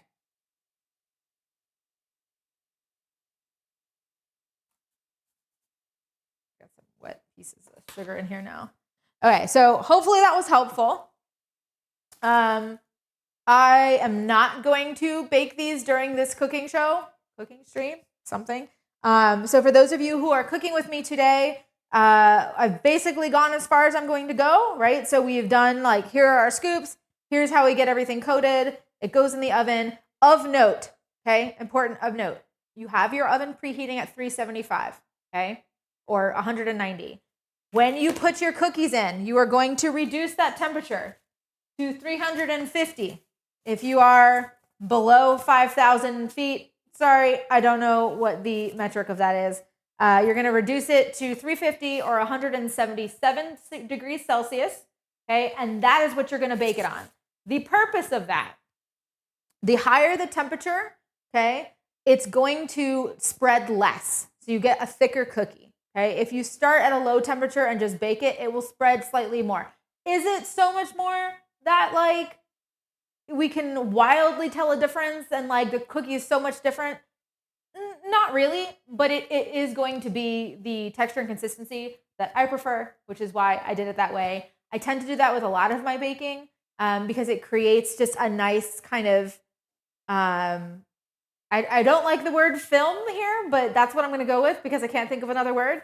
But it creates almost like a crust or kind of like a film on the top that prevents more spread from happening. And that's with any baked goods. So even breads and things like that, I'll start at a higher temperature, get it in the oven, let it sit there for like a minute or two, and then I'll bring that down. So that way the oven is coming down in temperature to the temperature that I want it to be at. And I have less spread and just like a better overall crust on things than I would otherwise have if I had had it at just like that lower temperature to start with. So that is kind of an important thing. It will bake in the oven for 10 to 12 minutes. 10 minutes is on the lower side of that. 12 minutes is probably my happy medium. Anything over 12 minutes is going to be less soft on the inside and much crispier around your edges. So if that's your preferred style of cookie, then you can kind of give it another minute or so. If you're cooking it directly from the freezer, you're going to add another minute or two onto that top time in order to get that center fully cooked. Let's see. You are looking for, when you are baking these cookies, what you're looking for is a top that is no longer wet looking, right? So you want, not only do you want to see the cookie expand enough that it creates all of these really nice cracks that you're getting in your Snickerdoodle cookies, right? You want it to expand, you want to see those cracks, and then you don't want to see anything really wet going on in the top of this. If you see anything that is not full, that is like not dried out and cooked all the way through, your cookie is not cooked. So If you've got this going in the oven and you've hit your 12 minutes, but they still look like they're a little wet on top, let them go for an extra minute because they're not done yet. And like you'll notice, like these were in the oven for 12 minutes. So like my bottoms are not even, like sometimes cookies, when they're in the oven, the bottoms can get like kind of darker and the edges will get darker and brown around the outside. That's not even happening here, okay? And then I guess lastly, we should probably give you guys like a little display, I guess, of what this looks like. So you'll see that it's chewy. Okay, so there's just like a little bit of added moisture. Okay, so they're dense, they're chewy on the inside. There's a little, just a touch of crust kind of on the outside and the top because of that high original temperature. But they're just nice, good, chewy cookies. Like I almost feel like these are, like if you were gonna do a ginger molasses cookie, they're really similar in texture to a ginger molasses cookie, just slightly crispier around just the outside, but that center is basically the same.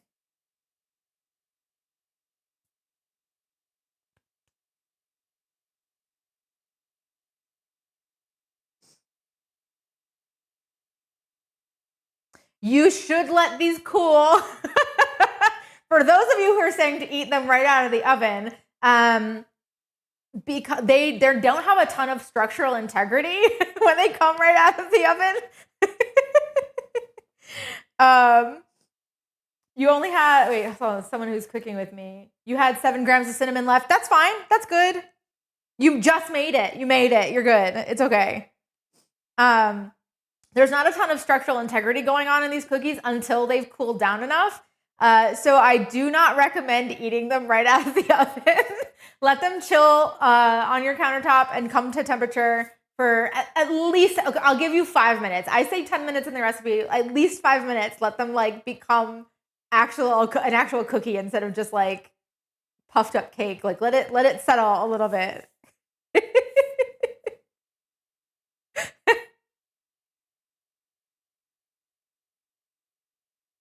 Yeah, 3rd degree burns and 1st place taste, right?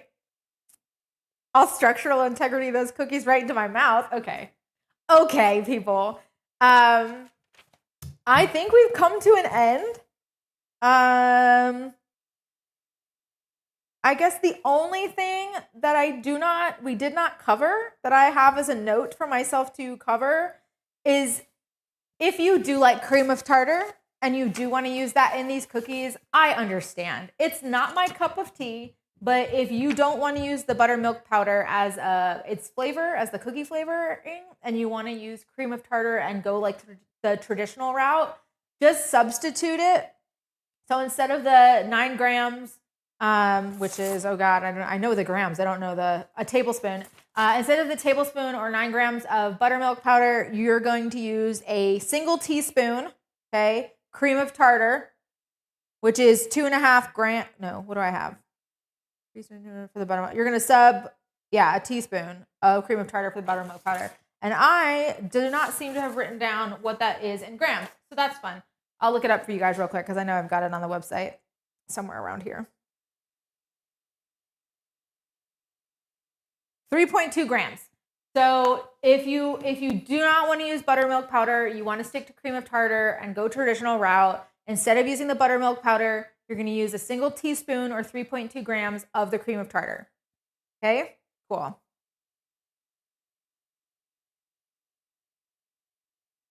Cream of tartar belongs in invert sugar. I honestly, yeah, I don't put it in a lot of things. Do I have a red velvet recipe? I don't. I don't have a red velvet recipe for a cake or a cookie. Homemade Play-Doh for cream of tartar? Interesting.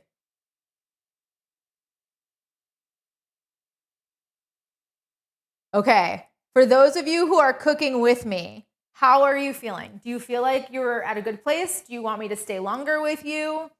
Where are you on all this? All this stuff. Because I know that I'm not actively baking with you guys since my oven is upstairs. And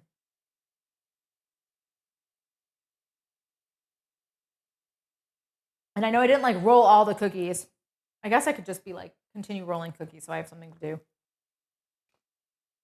We'll do another couple examples. Why not?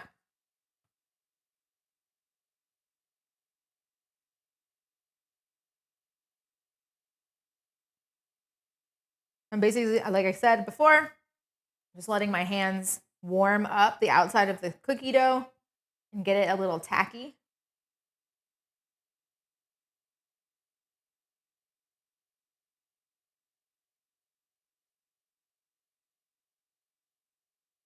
Okay, your cookies are chilling. You just need to coat and bake so you feel good. Okay, good. What I will do is I'll like do an outro. Okay, I'll do an outro for this video on YouTube. We'll say goodbye to anybody who found me at a later date. I'll do my whole spiel, and then I'll stay a little bit longer for the people who are going to be rolling, just in case you guys need a little extra help with that.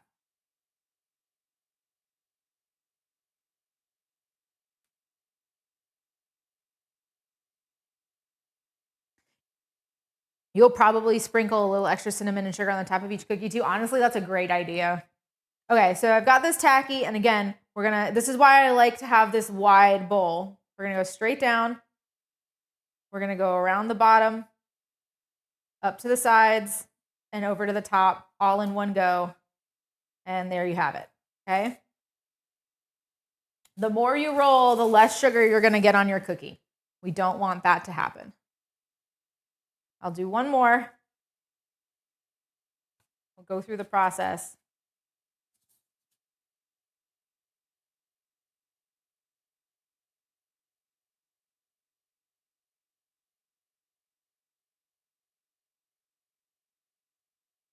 Okay. Same thing, okay? So we're gonna right flat down, roll up to the sides, over to the other side, and to the top. And there you go, okay? Just be methodical about it. Try not to roll over the same surface twice, which is kind of the point of having that kind of wide bowl that you can kind of take it all the way from bottom to top in a circle without having to like go back over something. Because the second you start going back over, that's when like the sugar starts coming off, more cinnamon starts getting stuck to it, and then you have that problem. Oh, let's do somebody wanted to see a shake and bake cookie. We'll do it with the little guy.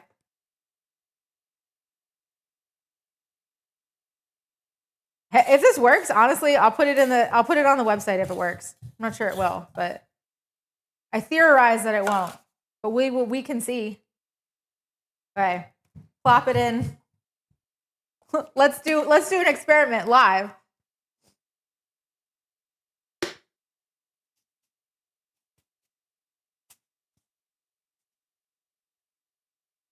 Okay, we'll do a quick shake and no sugar. A little bit of sugar on the bottom, but basically no sugar. Yeah, I don't know. It's unfortunate, but it is what it is.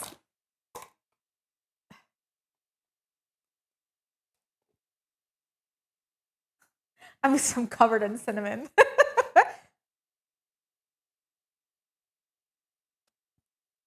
If it were it so easy, everybody would tell you to do it. It's not, unfortunately.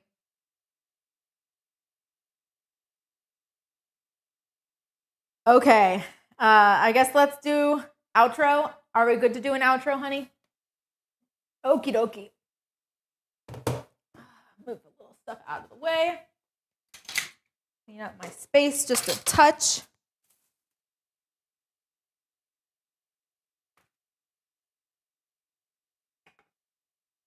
Okay. I'm gonna eat another piece of cookie real quick. Maybe silly, but could you run the sugar through a spice mill to try to make it as fine as the cinnamon? But then you don't get the crust. So like the point of both of them, right, is you get the cinnamon flavor, right? Because thus far it's for a lot of people, it's essentially a sugar cookie, right? It's a sugar cookie with some kind of tangy ingredient. In our case, we also have the toasted milk powder, so we get like a brown butter flavor in it. So you've got this base cookie, and without the cinnamon, you don't get that extra flavor, right? So you need to have the cinnamon. And then the sugar topping is not for flavor, it's for texture. And so if we mill down and do, I mean, it's basically like if we were going to do like a powdered sugar, right? So if you did like a super fine sugar or a powdered sugar or something like that, then you don't get that crispy crust on the outside when you bake it, because that sugar is just going to dissolve with the liquid that comes up with the cookie as it melts and then starts to bake in your oven. And so you lose that. If you wanted to do just cinnamon, you could do just cinnamon, but then you don't get all those like kind of crackly little pieces of sugar, unfortunately. Tangy ingredient? No, like buttermilk powder or cream of tartar is kind of what I was going for with that. Yeah. These store well for about 4 days in the counter before they start like drying out. If you put them in an airtight container, you can see them here. You can stack them. I know some cookies are not good being stacked. These ones are good being stacked. Because they're not underbaked, they don't like bend and get all weird in a container when you stack them, which is nice. So yeah, just put them in an airtight container. Do make sure that they cool all the way down before you put them in an airtight container, or they're going to steam in your container and there'll be a lot of moisture in there, and we kind of don't want that. So let them cool all the way down. You can keep them on the counter for about 4 days. If you want to freeze them, you can freeze them like pre-baked, all baked and everything, for about a month. You can keep them in your freezer before they'll start getting a little weird. And those can just come back to temperature in a refrigerator on a countertop.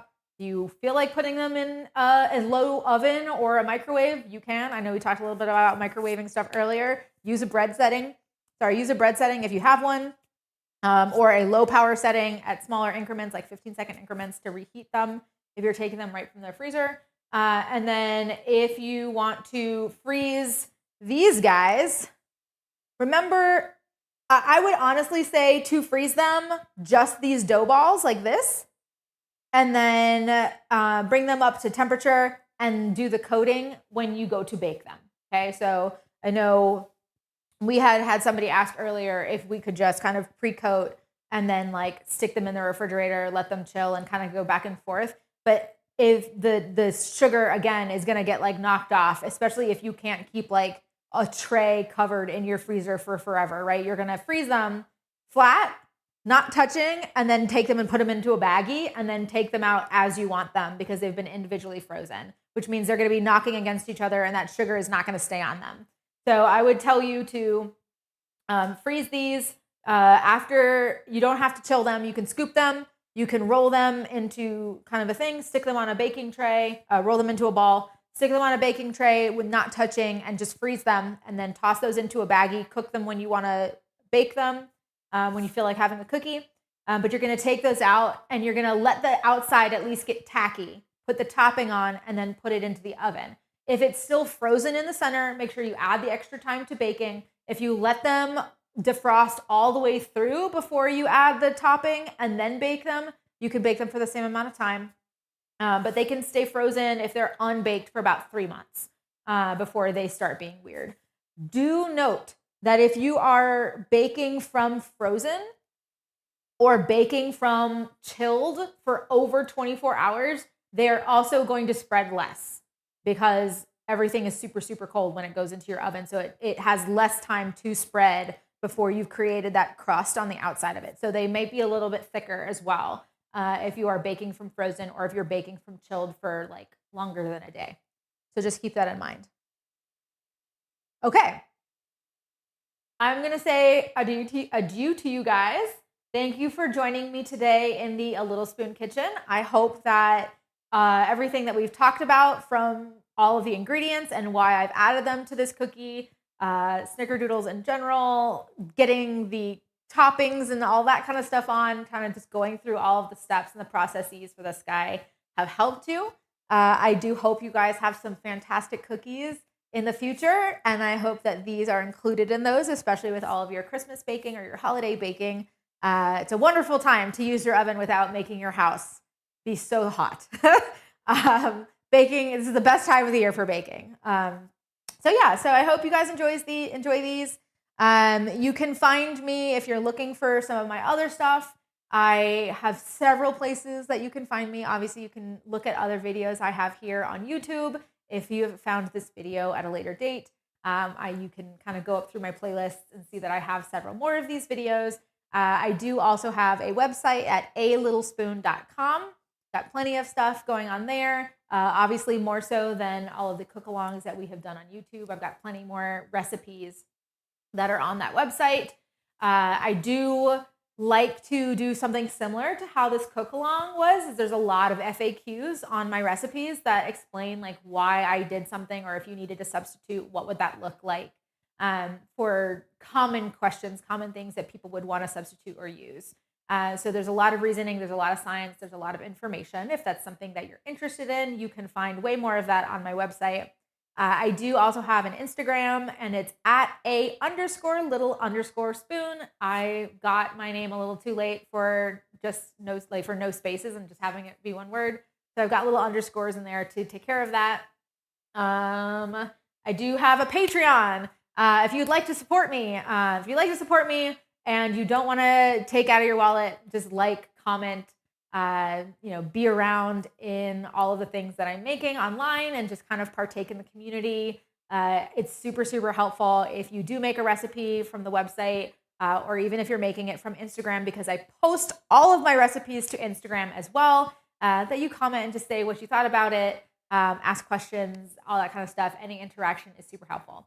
If you do want to add a little bit of your wallet into this, you can also be a part of my Patreon community. We're a fun group. We have a good time. It connects you to a private Discord server where we talk about food like all the time. And I do a monthly hangout where we kind of just get on and talk about food and talk about what's going on in our lives. It's a good time. And that can be, I guess, as little as $1. They like make you choose. I wanted to just be like any amount that somebody decides, but they make you like make tiers. So I think there's like a $1, a $5, a $10, and like a $20 a month situation that I've set up there. And you can come and you can join us and you can hang out with us, or you can support and just like not be involved and just kind of like lurk and see stuff, but not actually talk to us. That's fine too. If you really don't want to talk, if it makes you nervous to talk to people, that's not a big deal. But any of that is helpful. I have the Patreon specifically because I don't have advertising on my website, and I'd like to keep it that way. So that's kind of was the initial main focus of having the Patreon, was to not have to need money from ads. But it's become quite a fun community. And so it's a good time. It's a good place to talk about food. So yeah, I will see you guys next time. Thank you very much for joining us. We do these once a month. It's the first Sunday of every month at 10:30 Mountain Time, 12:30 Eastern. And yeah, it's not always baked goods. Sometimes we do cocktails. Sometimes we do other kinds of dishes, food, like main courses and side dishes and things like that. But it's pretty much always a good time. So thanks for joining us. Bye. I'll see you next time.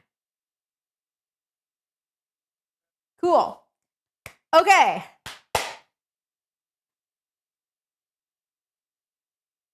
Now I'm just going to hang here.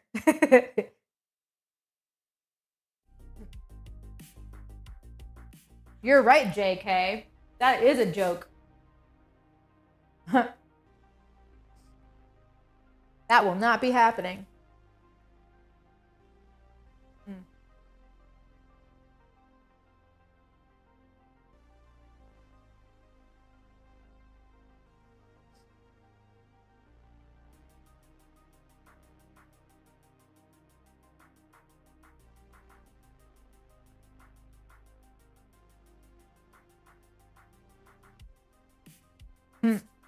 Asking for your friend Walter. I would like to do a mac and cheese recipe. I would need to like get it really solid though, and cheese is kind of expensive. I could work on a mac and cheese recipe for sure. But the thing is I would science the shit out of a mac and cheese recipe, which means I would be using sodium citrate, which means people are gonna have to go buy a new ingredient for their kitchen.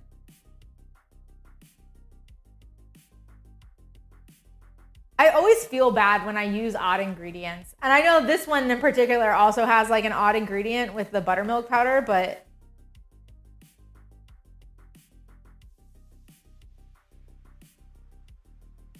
what is it about flour that makes it raw and unsafe to eat if it's uncooked? I always assumed it's just ground wheat. It is ground wheat, but it also sits in silos and in all sorts of places, wet, and harbors bacteria. And even if you dehydrate it, they're not cooking it. So all that's just sitting in it.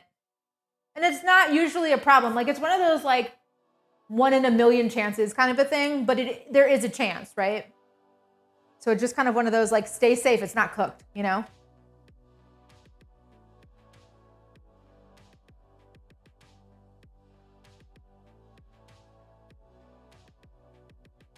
That's a real story you heard, Red Hood? Holy cow. You have sodium citrate specifically for mac and cheese. We just became best friends. That's funny. Good. I want to eat another one of these. I've been eating these cookies all morning. I need to chill out.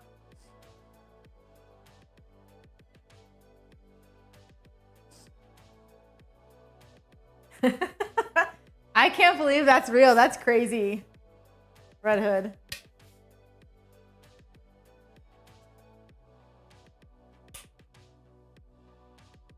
I know you meant to say carpaccio.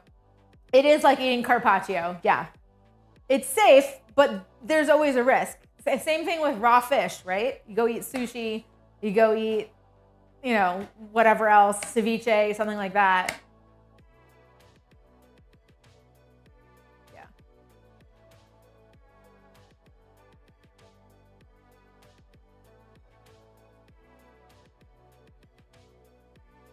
Oh, my computer is ready to die. I have 11% battery left. We've got about 5 minutes left of this stream before I'm gonna have to go.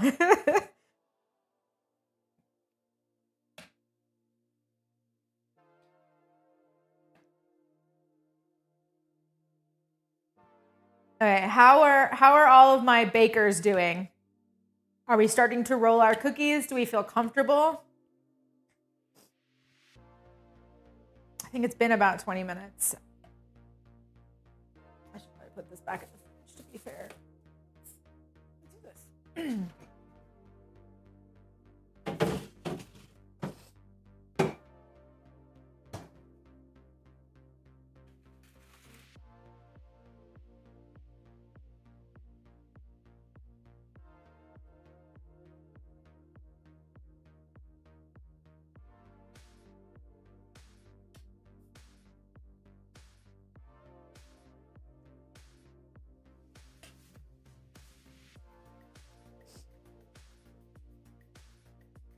I feel like they're in the middle of working. Yeah.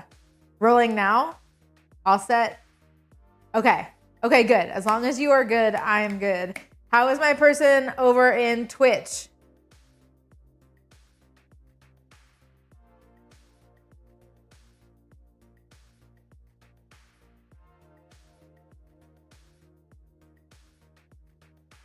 Oh.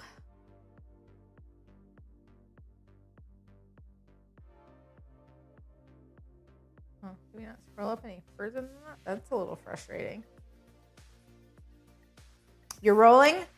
Okay. Do you feel good about the rolling? Do you feel like you got it? Do you feel like you need me to walk through it at all, or are we good?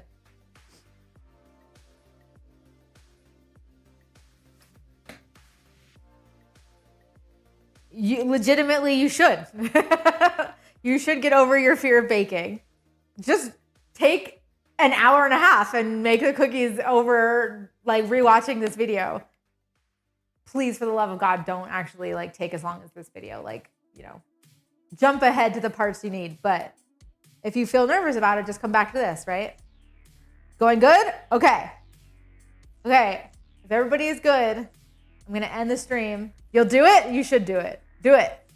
Because my computer is now telling me that my battery is low, super low. So I guess it was good timing because I did not bring the charger down here with me. Whoops, my bad. Okay. Have fun, guys. I hope the people that bake these cookies do really like them. I would love to hear if you did like them or not. You can DM me or say something on the website, however you feel like that's necessary, or wait until I show up in a LEP stream and then be like, hey, I baked them, they're great. But I would like to hear if you like them or not, or if you have any ideas or things like that. Cool. Okay, thanks everybody. I'll see you guys next month. Oh, next month we're doing, what am I doing? I'm doing a hot cocoa mix. So like sits in a mason jar, shelf stable, just hangs out in your pantry for 6 months until you use it all, if it lasts that long. We're gonna do a hot cocoa mix, and I'm gonna be doing some toasted marshmallow fluff. We'll have some fun with that. So we'll make some hot cocoa. I feel like that's wintry, right? Very January. Okay. Bye. I'll see you guys next time.